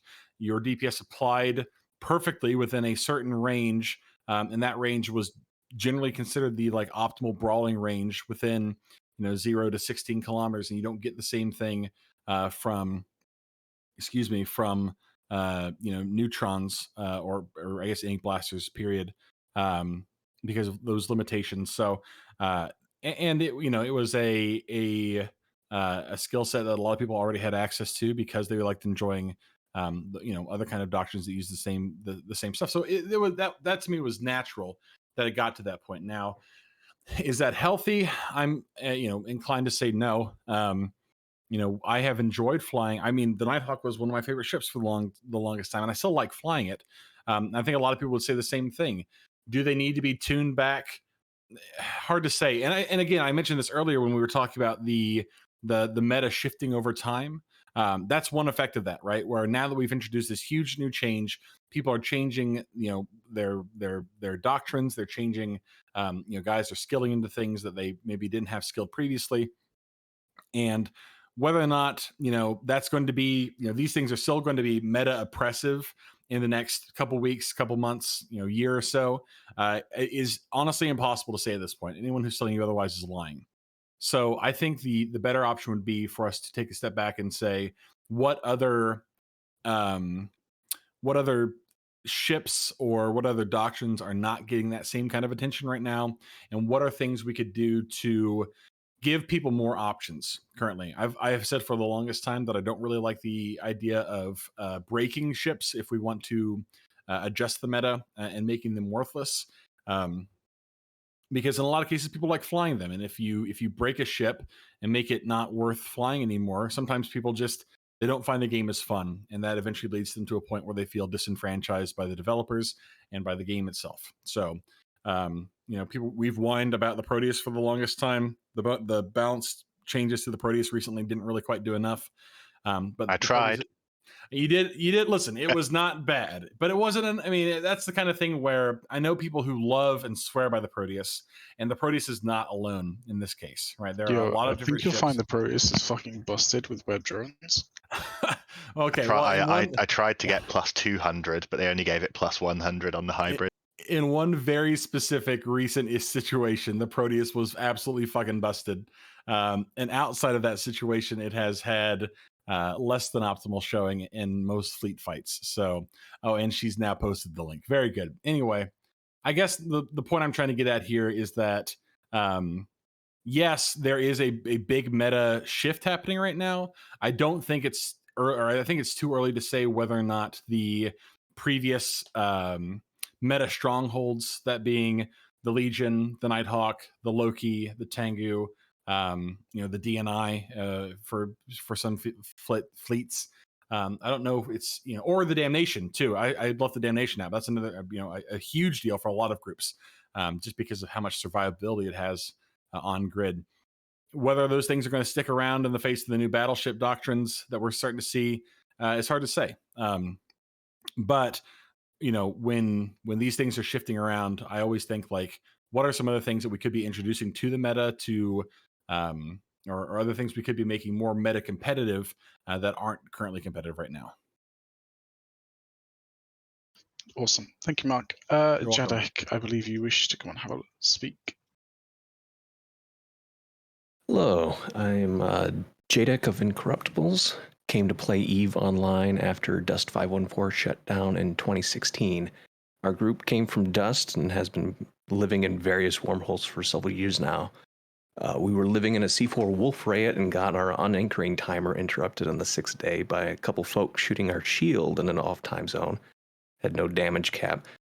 They didn't end up showing for the armor structure timer, so rather than deal with another 7-day timer, we just decided to blow up the structure ourselves. I'm concerned that the removal of shield damage caps may encourage more blue ball, a Magi form for defenders without attackers having to significantly ante up for their initial shield attack. I feel attackers should be compelled with a mechanic of sorts to ante up their intention to return. For example, like a war clone garrison that attackers deploy to start shooting the shields, which defenders can redeem for ISK if attackers do not show. So my issue with that is anytime you add more ISK to things, it's harder for small groups to afford it. Awesome. Thank you, Jadek. I believe that was actually for the structures and evictions topic. But I believe, Kel, you actually had some stuff that you wanted to raise on that as well. Yeah. So structures have seen actually a fair number of changes recently. I'm going to hit a couple of highlights sort of from small to big, I think. One smaller one, the change to the point defense system, so it now uses ammo. I'm sure there is at least one person in the room here who is very sad about that because they now have to spend a lot if they want to run their explorer traps. That's something that, just small thing, but I'm sure it affects some of us. The loss of bomb launchers from Astrahuses. Used to be that was, I felt like probably the most effective defensive tool that the Astrahus had. It is gone now. I know that the missiles got rebalanced somewhat. I don't know if other folks have seen a significance to that change. That doesn't seem to have done a whole lot. But then the big two, both for wormhole space, we've talked about frigate holes a whole bunch and how that affects evictions. And then the big one that was just mentioned, the removal of one timer from medium structures and the removal of the damage cap from the shield timer specifically. And I'm sure a lot of us here have already crunched these numbers. Used to be you get 4 Leshaks together, 3 if your people are particularly well skilled. You can hit damage cap on an Astrahoos, get it done in about 24 minutes. If you want to get the shield done with those same 3 to 4 Leshaks, it takes about a little less than twice as long now. But because of the lack of the damage cap, you can pile on as much DPS as you can bring to bear and get things done very quickly. My guess, since this is just a guess, since I have not actually been in a situation of exploiting the lack of damage cap in a wormhole, is that you're probably bound now by how much mass you can actually get through your entrance hole, and that's where the sort of pseudo damage cap is coming from, if indeed there is one.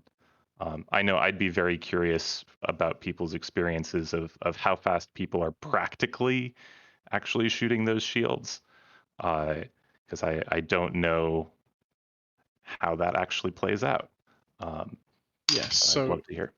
I would actually like to talk on this topic briefly. I know I'm moderating, but so after this change, we crafted a doctrine specifically for shooting small structures, well, the medium structures, of exec naval issues that are polarized, and they will finish a right arrow in about 1.5 minutes.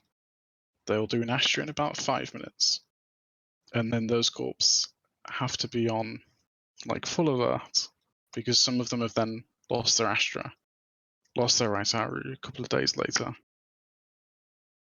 So I don't know. I'm not a massive fan of this change to structures, if I'm honest.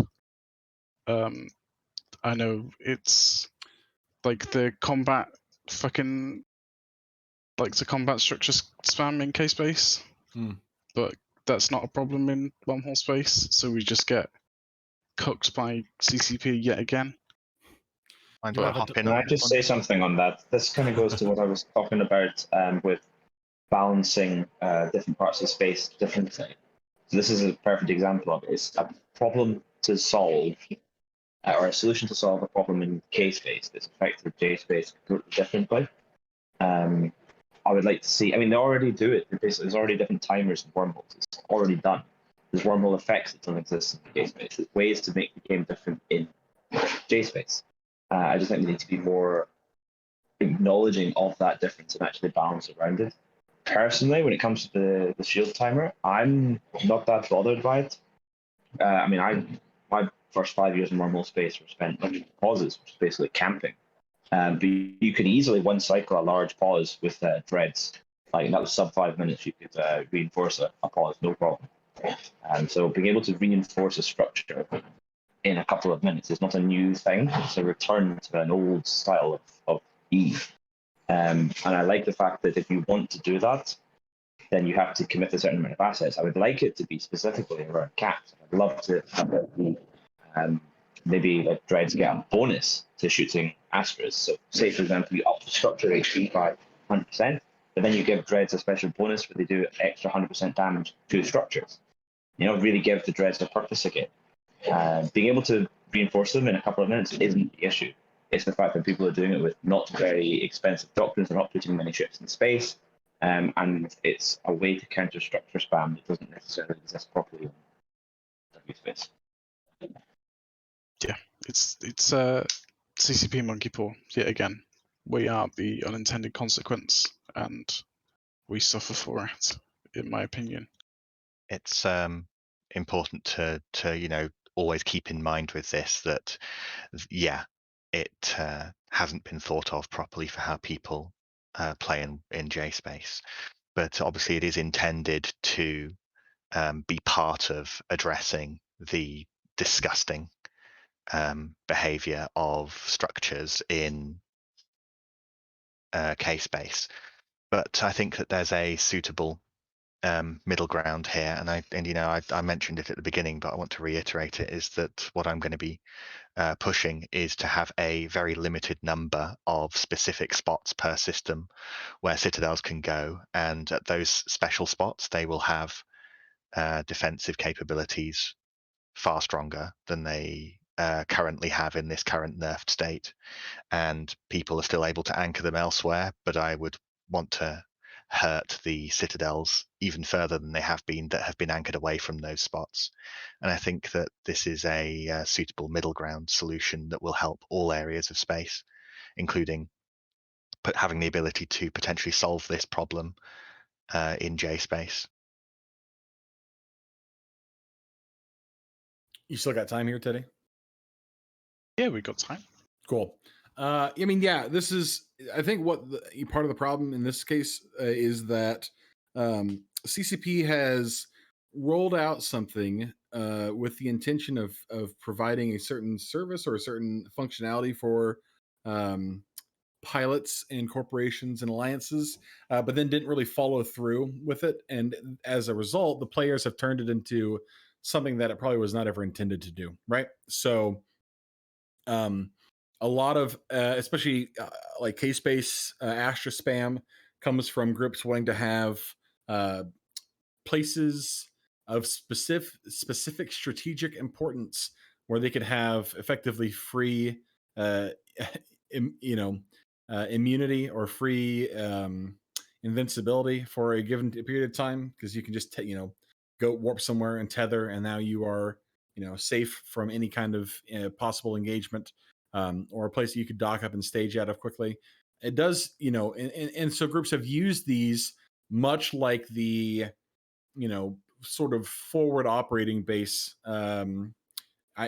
dynamic that people have talked about for a long time and people have been asking about for a long time, where the structure itself being positioned somewhere in space is less to do with actually using the structure for what it was originally intended, and is now being more used as just something that can either take up space or is a free place where you can tether up and be safe. Neither of which I think are particularly conducive to creating compelling gameplay. I like Phantomite's idea. I mean, I'm just going to say it straight up. I think his idea is maybe the best one I've heard so far with regards to how to fix this and not gimp out things for certain people. I also agree with Ithaca. I think this issue is less of an issue in wormholes with regards to structure spam, just by virtue of how little important it is for you to have an abundance of structures spread out across a lot of different systems. There are certainly some groups who have a lot of structures in their homes. That is certainly a thing, but any group is only as defensible as the fort won't defend itself. So that is, if the groups can't defend those structures, that will balance themselves out. I think you'll find that a lot of those groups who have a bunch of structures would find little difficulty defending those structures if the need arose. That being said, I think the issue is that we are in a position now where, for very little effort, any group of people kind of swinging through a wormhole can send a small or medium-sized group that relies on a certain structure, whether it be an Athanor, a Rataru, or an Astra, into full panic mode about maintaining and protecting their assets after just a single 5-10 minute excursion that cost them almost nothing. And it is frustrating for those groups, I imagine, that is the case when there are so many other options that we had for dealing with structure spam, or dealing with the defensibility of structures as a whole, which is something else that has been kind of harped on about at length, not just by Phantomite, though he perhaps is maybe the most vocal, but by plenty of other candidates too. So these are issues that are frustrating. I don't know if we're going to get that timer back anytime soon, but at least stressing to CCP the need to find a way to balance that with what were the structure intended uses, what was the structure originally intended to be used for, and is it meeting those intentions now, and if not, why? Awesome, thank you, Mark. Cal, I believe you had something to raise on this. Yeah, there's been a lot of good points already. One thing I want to highlight is that getting your structures shot outside of your time zone, for those of us who are in groups that are particularly heavily skewed towards one time zone, 5 minutes versus 25 minutes versus 1.5 minutes ultimately doesn't make a difference. So I think it's important to sort of say that that's not the issue. The issue is that it is someone does a drive-by, and then you do not have a timer when you can show up and find out, are they actually serious about this? If you choose to guess that they're not serious and they are, then your structure blows up. And for any group that's large enough to drop a Fortizar, this is not an issue. You just switch to a Fortizar now. But for a lot of groups that are smaller, I remember back in Sound's earlier days in Wormholes, one of the things that we talked about was if any of these larger groups decides to evict us, we'll get evicted. End of story. That is how we thought about it. And I'm guessing that that's something that a lot of smaller groups are thinking about right now as well. So our defense was to make it annoying and time consuming enough that they would get bored of doing so. That was our defense. It worked for us. I don't know how I feel about that as a defense. To be honest, I have to think about this more, but that's just something that is on my mind here. Awesome, thanks, Cal. Right, let's move on to a new topic. So this one is from a request. So this is conflict drivers and wormhole space. As a lot of you may know, there isn't really a lot of conflict drivers in wormhole space at the moment. And certainly since the Rorke was removed, well, moons were removed, there's been even less. But to just kick it off for a moment, Mark, if you wanted to.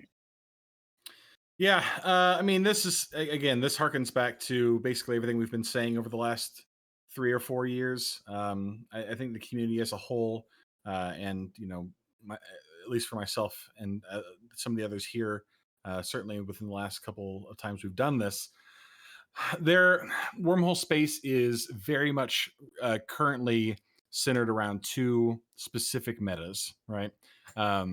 With regards to content generation, you have the content generation of established honor brawls, and then you have the content generation of finding group. I'll say 3 because I think the last 2 are different enough. You've got brawls between 2 groups that are pre-established, you've got people hunting crabs, and you have evictions, and that is content currently in JSpace, and none of it is particularly compelling. Evictions, I've gone at length before, and I know different people have different opinions about this. I think evictions are about the most dull thing you can do in JSpace. I've had plenty of good experiences with evictions and have enjoyed both defending and performing evictions, but those experiences are very few and far between, and the rest of the time is just sitting around looking at wormholes, and that's not really very compelling. For crab hunting, generally, since people are going to be rolling off their holes anyway, unless you're lucky to find a static or a frig hole rather that you can sneak through that somebody hasn't been diligent on. The only way you're getting into find people crabbing is if you roll into them, and that means having to rage roll, which again, rage rolling is okay as a way to find content, but it is not a content generator and it is also not very compelling. And then the last thing, of course, is honor brawls, which are the best of the three options so far, but relying on two groups to, one, have a connection, two, have people available. It is not organic content, and the best content so far, I think a lot of people I've spoken to specifically all agree that content that evolves organically because of two groups interacting with each other on accident is always more interesting. Maybe not as big and dramatic, but that's certainly more interesting than content that evolves because two groups set it up. So we've had a lot of different ideas about this. There are certainly some things that could be implemented. Vincent earlier talked about Wormholes and putting Wormholes back in the game, or at least back in JSpace.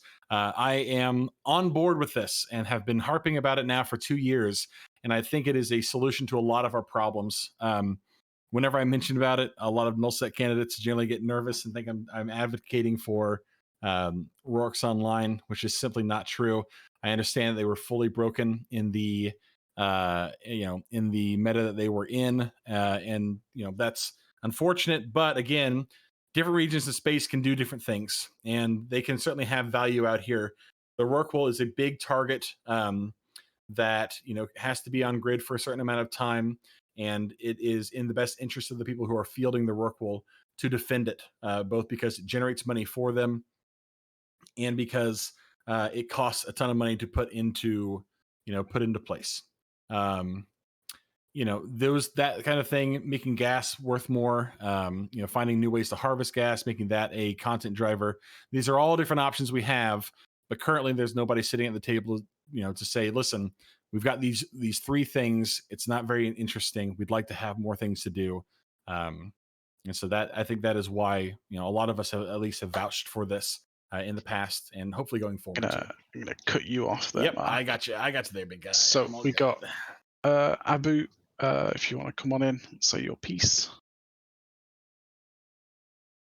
Hey, sorry, I was just buying out the Paladin market, so you guys can't use them. So I wrote up a little suggestion, just called adding objectives to Wormhole space, and keeping in mind that this subject is being approached from the current ESS null mechanics that we have.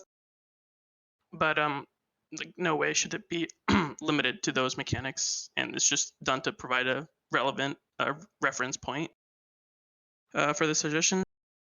So we have a lack of strategic objectives in Wormhole space, as Mark discussed earlier, and there's not much to attack or defend in a specific wormhole. And none of the, or very few of the other content drivers actually provide tangible benefits, such as score materials, other than mining, which we don't have currently. So this proposed objective might be a better content starter by reducing the stakes for both sides compared to an eviction, which has very high stakes, and provides enough reward to both incentivize attackers and also enough consequence to incentivize defenders. So the introduction of the ESS and specifically reserve banks in nullsec is interesting because if you applied a similar concept to wormhole space, it represents an objective that builds up value over time, either with the resources or ISK. And it can be robbed by a group, and it has a mechanic where there's a delayed payout system. The longer you commit to the grid, the more money you make, or more money you steal. So in wormhole space, this could include collecting percentage of blue loot rather than a system, the salvage, ancient relics, gas, whatever else I can't really think of right now. And it could also end with a larger group site to do, as old, I think, capital sites or home sites that people used to do, where you require a fleet to do them. They're committed to grid, and they pay out a massive reward, which increases the value of home sites for a larger group. So this kind of ESS bank system should at least encourage attacking groups to hold the objective grid to deter fights where you fight averse fleet composition. You want defending groups to contest the objective grid by offering in-game consequences. Sorry, there's a spider on me. Okay. Getting randomly Rewards attacked by should spiders. directly Spiders correlate. oppressing what Jay's face did. Rewards should directly correlate or relate to the wormhole ecosystem without relying on instantaneous wallet payouts, which is current case-based bounty mechanics. I think the blue loot system is a lot better because it can be intercepted even after being redeemed, and it should be from accumulated resources over time. So it should be something that you build up in your wormhole, and it can be robbed at any time, but it's better for it to build up over longer time, so it's a juicier target. Yeah, I feel like that's actually been raised. I don't want to turn this into a debate, but I just wanted to quickly comment. I feel like this has been raised for years, and but yeah, hold your horses there, Mark. We have a fucking list. I know it's just. I'll just post it. I just posted it. Yeah, this is something that Captators Group worked on for a long time. The same kind of idea, and it is really. I mean, it is a good option. Yeah. Anyway, Ithaca, I believe you wanted to speak on this as well. Yeah. So, content generation in W space has always been an interesting one. The way I think it differs a lot from the rest of the game is that anything like objectives and reasons to do anything, it's pretty much made by the players, and it's not set out like a null. There's no ADMs to raise. Don't have to go out sob wanding. If I want to go, fuck with Laserhawks, I just have to go fuck with Laserhawks. I don't have to get into a bunch of closest shit and go start turning off jump bridges and doing all sorts of inane bullshit. I can just get in there and start fighting them. The problem is that's really difficult at the minute. And one of the reasons that is there is a lack of people in space and lack of caps in space. And one of the things that I would say that I do agree with is about the old sighting crews. So I want to go back to, say, 2015. Like, take your minds back. I know this sounds like I'm saying back in my day we had to scan the chain uphill both ways in the snow. But in, 2015, you had home sites with capital escalations. So you would have your sighting crew, which have a couple of dreads, a couple of carriers, a couple of subcaps, and you would be in these sites. They would pay out quite handsomely, but you had multiple caps committed to that site, and those sites could kill caps quite easily. So if you wanted to, you had to commit those caps to earn money. And because of that, money was good, and people were enjoying flying in caps, lots of people lived in the W space. So back in those days, when you rage rolled, it wasn't just the sort of endless hours of nothing like it is today. It was pretty much group after group after group, with just more people there. You would roll into people's sighting. You would just send them a couple of pictures, bubble their sighting crew, jump in some caps, warp in, and suddenly you had a cap brawl. And if you look at the number of caps dying in W space, basically the day they introduced force auxiliaries and changed triage carriers and got rid of the old capital escalation sites and brought in the drifters, it just falls off a cliff. And that killed a lot of people's playstyles. So people left. They left the high-class W space. So I think for content generation, you just need caps in space. Bring back things like this old site. I would love to see things like the C6s get a bit of a boost for livability rather than just farms, so that you have the group moving up to there, because there's less of them. So you roll your C6 static, it's much easier to find them. Give them a second static, for example. C2s have one, C4s have one, C6 doesn't. So I'd like to see C6 highway with lots of groups in there. At the end of the day, it has to be getting more people into the ecosystem, because it's all well and good bringing on these objectives and like an ESS and stuff like that. But if Wormhole space is just mostly farms and very few people actually there for content, you can't force people to fight you. You never can. You have to basically encourage people to put their stuff into space so you can go fight them without their permission. And that's the way I think you get more content here. Cool. Thanks, Ithaca. And to close out this topic, once Stitch is done, we will be moving into sort of an open topic. If you haven't had anything, any topics that you wanted to sort of speak about, then once Stitch is done, just raise your hand. This when we'll transition to more open format.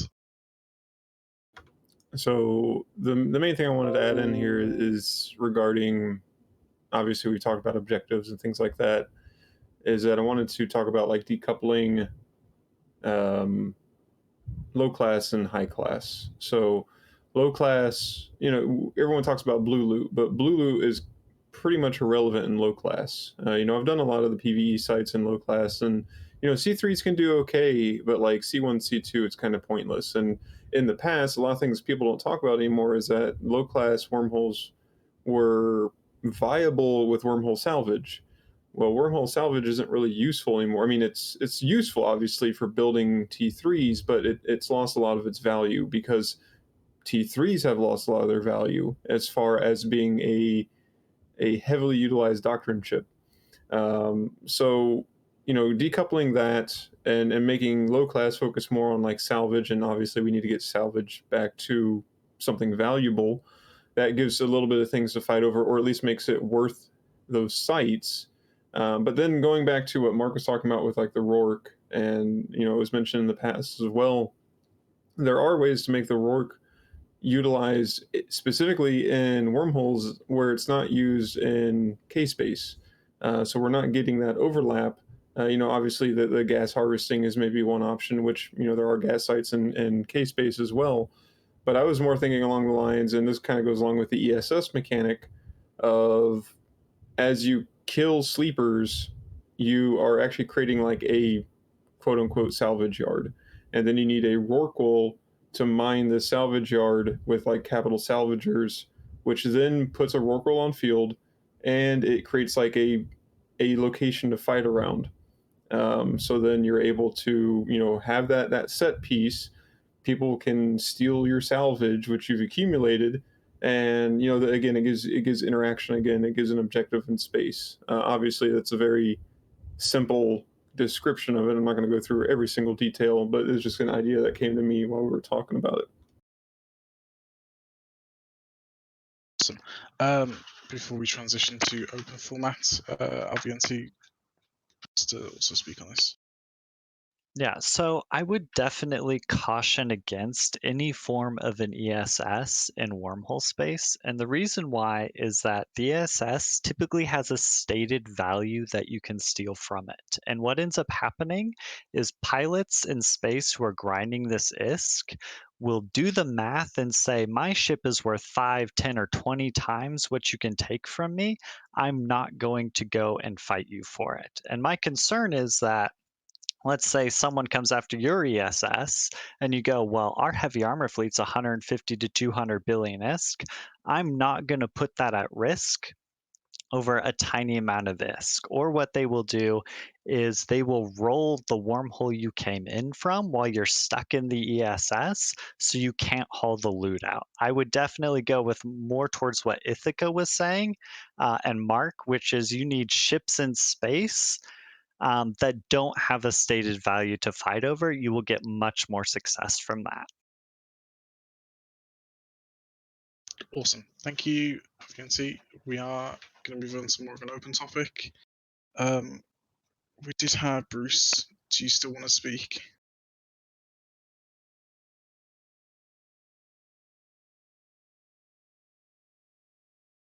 Yeah, thank you. Sure. On the more open thing though, if that's fine. Yeah, sure. Go ahead. Yeah. So what I've been hearing a lot, what I think is an issue with the game, is that there are not very many softer-ish PvP targets. It's always like all or nothing, like with the Astra, and that's also an issue for when I want to go out and find content. Is there's nothing actually my size to shoot at and that I can get anything out of. I can like scan a lot, but either it's like way too big for me, or it's impossible to tackle, or even unreasonable to tackle, like a whole structure. And I think that's also an issue in nullsec. So maybe that's something you can take with you and propose. I don't know, to think about. Awesome. Thank you, Bruce. Dewey. Yes, thank you. I would like to add to the topic of the ESS in the wormholes. I think that's also kind of fucks with the general like feel of wormhole space. I feel like wormholes are very unique in this, where you feel kind of, you know, alone, deserted with your group, and yeah, I don't know. I feel like that's a very thematic thing that's very important to wormhole space. I'm not sure if y'all get what I mean, but like, yeah, It feels like a frontier. yeah, exactly, Yeah. like a frontier. That's a good word. Yeah. What something that is missing from huge areas of space is something that we've gone over already, which is blended PvE and PvP. Like there needs to be more PvE around many areas of the game that requires that you be in a fleet of multiple pilots, so that there is reasons to be in space in something that doesn't have to run because it's PvE fit specifically.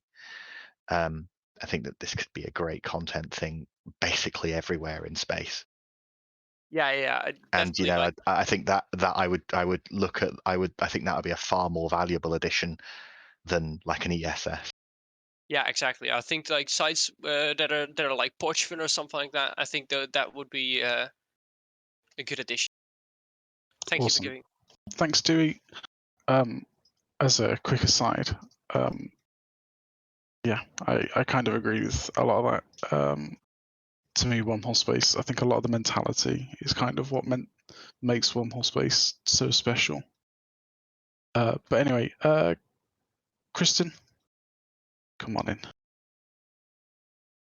Yes. Hi, guys. Sorry, I was a bit late to joining this, so I'll apologize if I ask something that may have already been brought up. But I'm just kind of curious, what would be your thoughts towards, maybe like enabling some kind of development of wormhole space? We go down into these systems, set up structures, take up residence, and basically try to make this our home, but really don't have any capability to truly own the neighborhood, as you will, like you do out in, nullsec.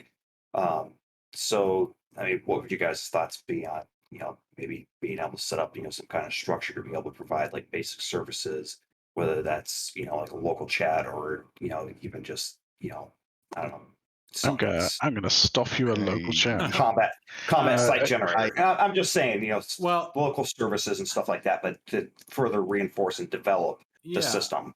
I actually have a big thing for this one because we've been talking a lot about the potential ESS, and I think that the issue with an ESS is that it is intrinsic to the system, right? It's not something that you can't go bash the ESS, right? Killing the ESS offers you no value, right? So for a target, it really just depends on who's willing to contest the ESS, and if the ESS isn't valuable enough, then nobody's going to come show up. What I prefer personally is an idea that we worked out last year, where you could imagine an anchorable structure, not something that you can dock in, but an anchorable structure that costs a certain amount of money, nothing crazy to start, but over time it generates value for itself and for its inevitable wreck, right? So imagine a situation where you anchor this thing in your system, you put a core into it. Okay, the core costs 500 million ESK when you put it in. Okay, over time, that core becomes more valuable. It changes. It becomes a thing that you could sell for more money over time. At the same time, while it's doing that, it is also offering significant benefits to the system that you're in. Right? Maybe it's increasing your combat site spawn rate, or increasing the amount of gas that's kicking out in your system, or increasing the frequency of the belts that spawn in your system, or any number of things, right? This thing is worthwhile to defend in your own home because it is making your home more valuable over time, right? And those benefits would then increase, up to a certain point again over time. Whereas somebody who's coming through space and sees you with this thing now that has made your hole intrinsically more valuable, would want to kill it because they're not getting any benefit from the fact that your hole is more valuable. All they know is that now that thing that you put in there that was worth 500 million ISK is now worth 10 billion ISK if they sell it, right? And that's a big amount of money up front for them for, relatively little effort. Whereas for you, it's not worth 10 billion ISK. It's worth 50 to 100 billion ISK because of how much money you're making from it by virtue of living in the hole where it is active. So when people talk about, cultivating their homes or making their homes feel more like something that they, can interact with, that is, I think, at least a more creative offers a chance for more creative content. That I know you're about to tell me Just time back. Yeah.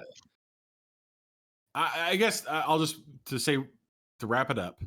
It is I like the idea of something that is worthwhile to fight over and also worthwhile to defend at the same time, without being an eviction.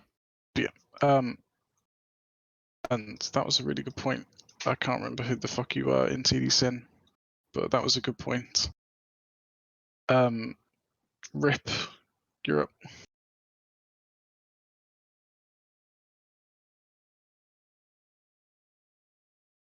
You muted, buddy.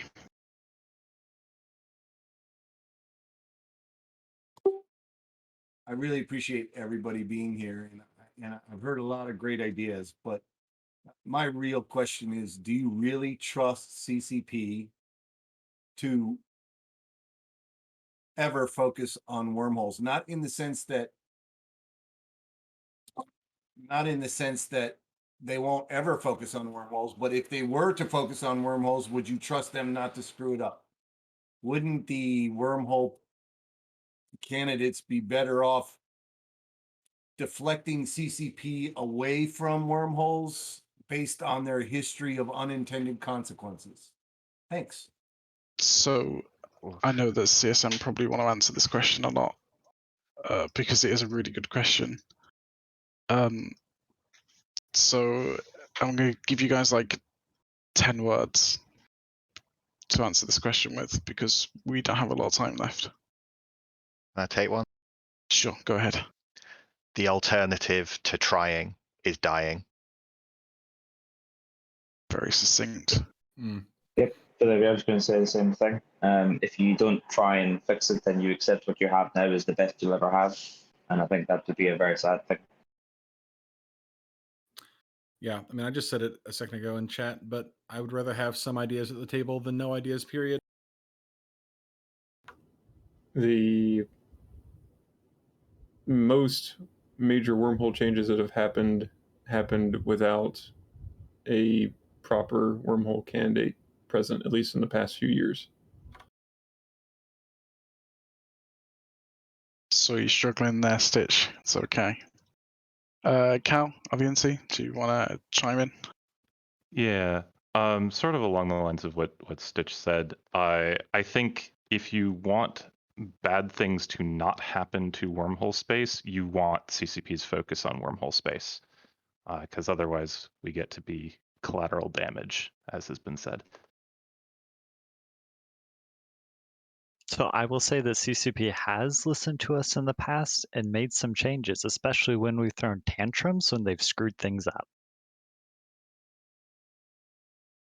Awesome. Yeah, right. They fixed the filaments, didn't they? Eventually. Shit happens. Eventually. Yeah. Right, we're going to move on. This is going to be the last thing. I just wanted to go through all of the CSM real quick.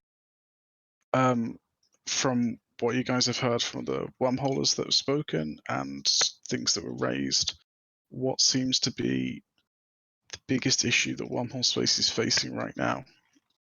I'll start with Cal. Reading between the lines a little bit, it is getting people out in space to be content for other people. And I'll put my own spin on that a little bit. I don't think anyone said this explicitly, but we've talked a fair amount about things in people's homes. But I think that my impression and my understanding is that one of the things we ought to be looking at is how to get people in space uncloaked, not in their home hole. whether that's in your static or ideally even farther than that, so that we can have those open chain interactions, the spontaneous interactions where it's like honor brawls are great, but we should have other stuff too if we want to have a really healthy ecosystem. Awesome. Ithaca. So the biggest problem with the free space is there's two really. One is in-game, which is the mechanics of the game are just not really suited to the way people want to play the game right now in W space. That is to say, all the unintended consequences, killing, gameplay styles, and things like that. Just kind of across the board. So no cats in space, no people living in there except for farmers who just want to farm in peace. And the second is the kind of the driver of the first, which is that CCP haven't really given the attention to W space that is needed for many years. Pretty much they put it in the game, thought, hey, this is a cool little thing, no one will actually take it seriously. And then a bunch of groups all moved into it and then created this whole type of gameplay that no one saw coming. And that lasted for many years and was fantastic. And they've not really known how to recapture that. So they haven't tried. And I think that if they tried, if they focused some attention on it, then it could be really, really good. Like there's so much passion in Wormhole space. Like how many other groups organize town halls like this and have people from across the community come to them? Not very many. Wormholes are so impassioned that whenever someone from one of the old groups that collapsed 10 years ago runs, and you were in a group that didn't like them, then you're like, I'll never vote for them. They're the old enemy. It's just Wormholers love what they do, and they deserve to be acknowledged for that. People need to actually put dead time into doing it. So that's my opinion on what's wrong in W space. Just want to quickly say I need to boost. So thank you very much for inviting me to this. I think there's a lot of great candidates on the CSN this year that will take Wormhole space seriously. I've got Mark on my ballot.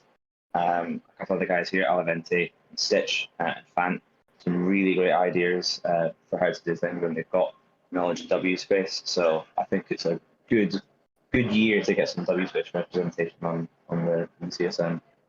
I hope I can be on some of your ballots. I would love that. If you think I can represent you, of course. Yeah, that's me, Pedagogue. See you in space, and thanks for having me. See you, Ithaca.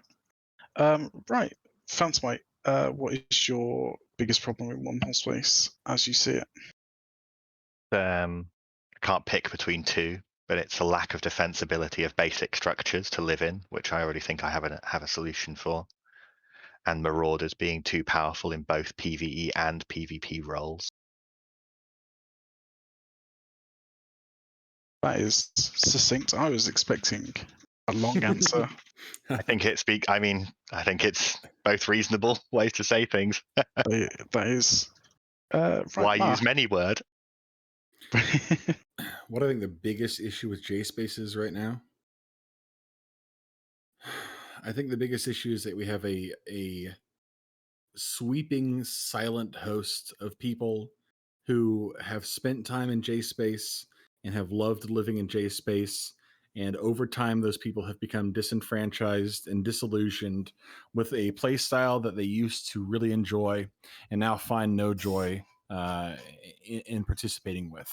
And we have to, as a community, and for the sake of the CSM representation, with the devs as well, find creative ways to convince those people that the game is still worth playing.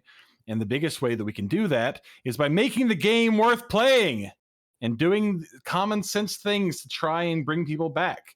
It makes sense for us. It makes sense for CCP because they want that money and we got that money. So yes, that's the biggest problem with the game right now. Or why I'll say with the game, but also with JSpace. The fact that we have people who have left and who want to come back, but they don't want to come back until the game is worth playing. And they haven't made the game worth playing yet, so they're not going to come back. If we can fix that, we'll save Eve, but we can't do it until we fix that first. That's all I got. I guess. Yes, Steve. Next up is Stitch. Yeah, I think. Yep, Stitch. So, yeah, kind of following off of what Mark said there, kind of there needs to be a reason for people to come back. So I know there's kind of a lot of people sitting kind of in the outskirts of Eve, whether it's Reddit or just hanging out on their old discords, kind of waiting for that thing to come back. At least for wormholes, and the same applies to low sec and a lot of areas of space, to be honest.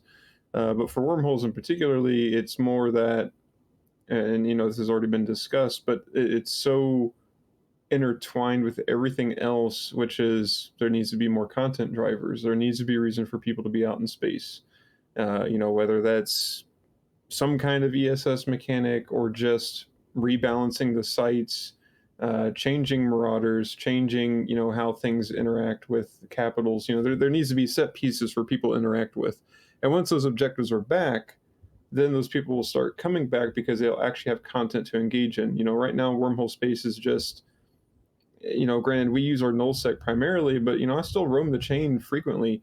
And for me, as just like a casual observer of wormhole space and roaming through it, I'll get maybe 5 fights in a year, just randomly roaming the chain, because I don't have any way to interact with someone in their hole in a casual manner without just like typing in local. But then that kind of defeats the purpose of bait or trying to get an organic fight. So if there's some way to engage there, to say, hey, I'm here, come fight me, then I feel like that would help generate more content. And again, in general, just like having dreads, rorks, whatever out things for people to fight over would get more people back in that space and engaging in the content. Thank you very much. Steve Fronican, you're not a wormholer, you're the third-party tools guy, but having listened to everyone here over the last 2 hours, what to you sounds like the biggest problem for wormhole space?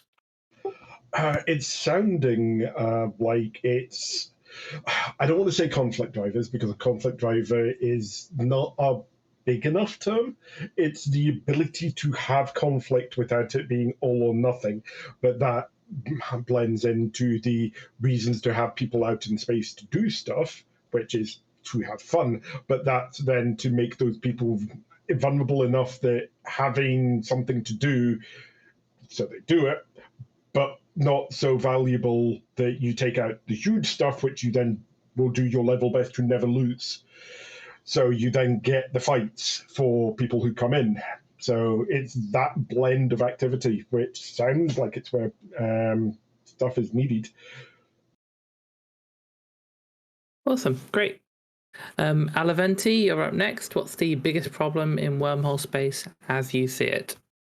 I mean, so as we've been talking today, 4 big things stand out in my mind. They are balancing of ships, balancing of structures, getting people to undock, and giving them a reason to fight. And so I will say that the biggest problem affecting wormhole space right now is that you don't have an advocate on the CSM. You have a plethora of wonderful candidates. I think anyone who's been chatting with you guys today would be an excellent candidate. So please get out and vote. Please vote and fill all 10 of your slots. Don't have your vote get thrown out because you didn't fill out your ballot completely. And hopefully we can get ourselves a CSM candidate that can work with the other CSM candidates, and we can get good changes for wormhole space. That's a very, very good point. In case anyone doesn't know, the votes use a single transferable vote system. If the chosen candidate that you have at number 1 doesn't get in, then your vote gets passed down. Right, with that, we'll move on to the last person who hasn't talked, which is, where did Wins go? He's gone. All right, no, we lost Wins and Tosish. Okay. Yeah, he had to leave a little bit earlier. Yeah, okay, apparently I'm blind. I think that is, that's it, unless we've got anything else. Teddy? No, I believe that is it. Truly, guys, thank you all for coming, and thanks all the guys that are listening on the stream as well, and thanks to all the CSM that have turned up. I hope this is helpful to any CSM that do get on, so they can carry the torch to CCP. Otherwise, we can try and use this to give community sentiment to CCP as well. I will try and do this again next year for the next CSM election. But yeah, truly, guys, thanks for coming. Thanks for having us, guys. Thanks for throwing this together. Thank This you. is really fun. Thank you. Thanks.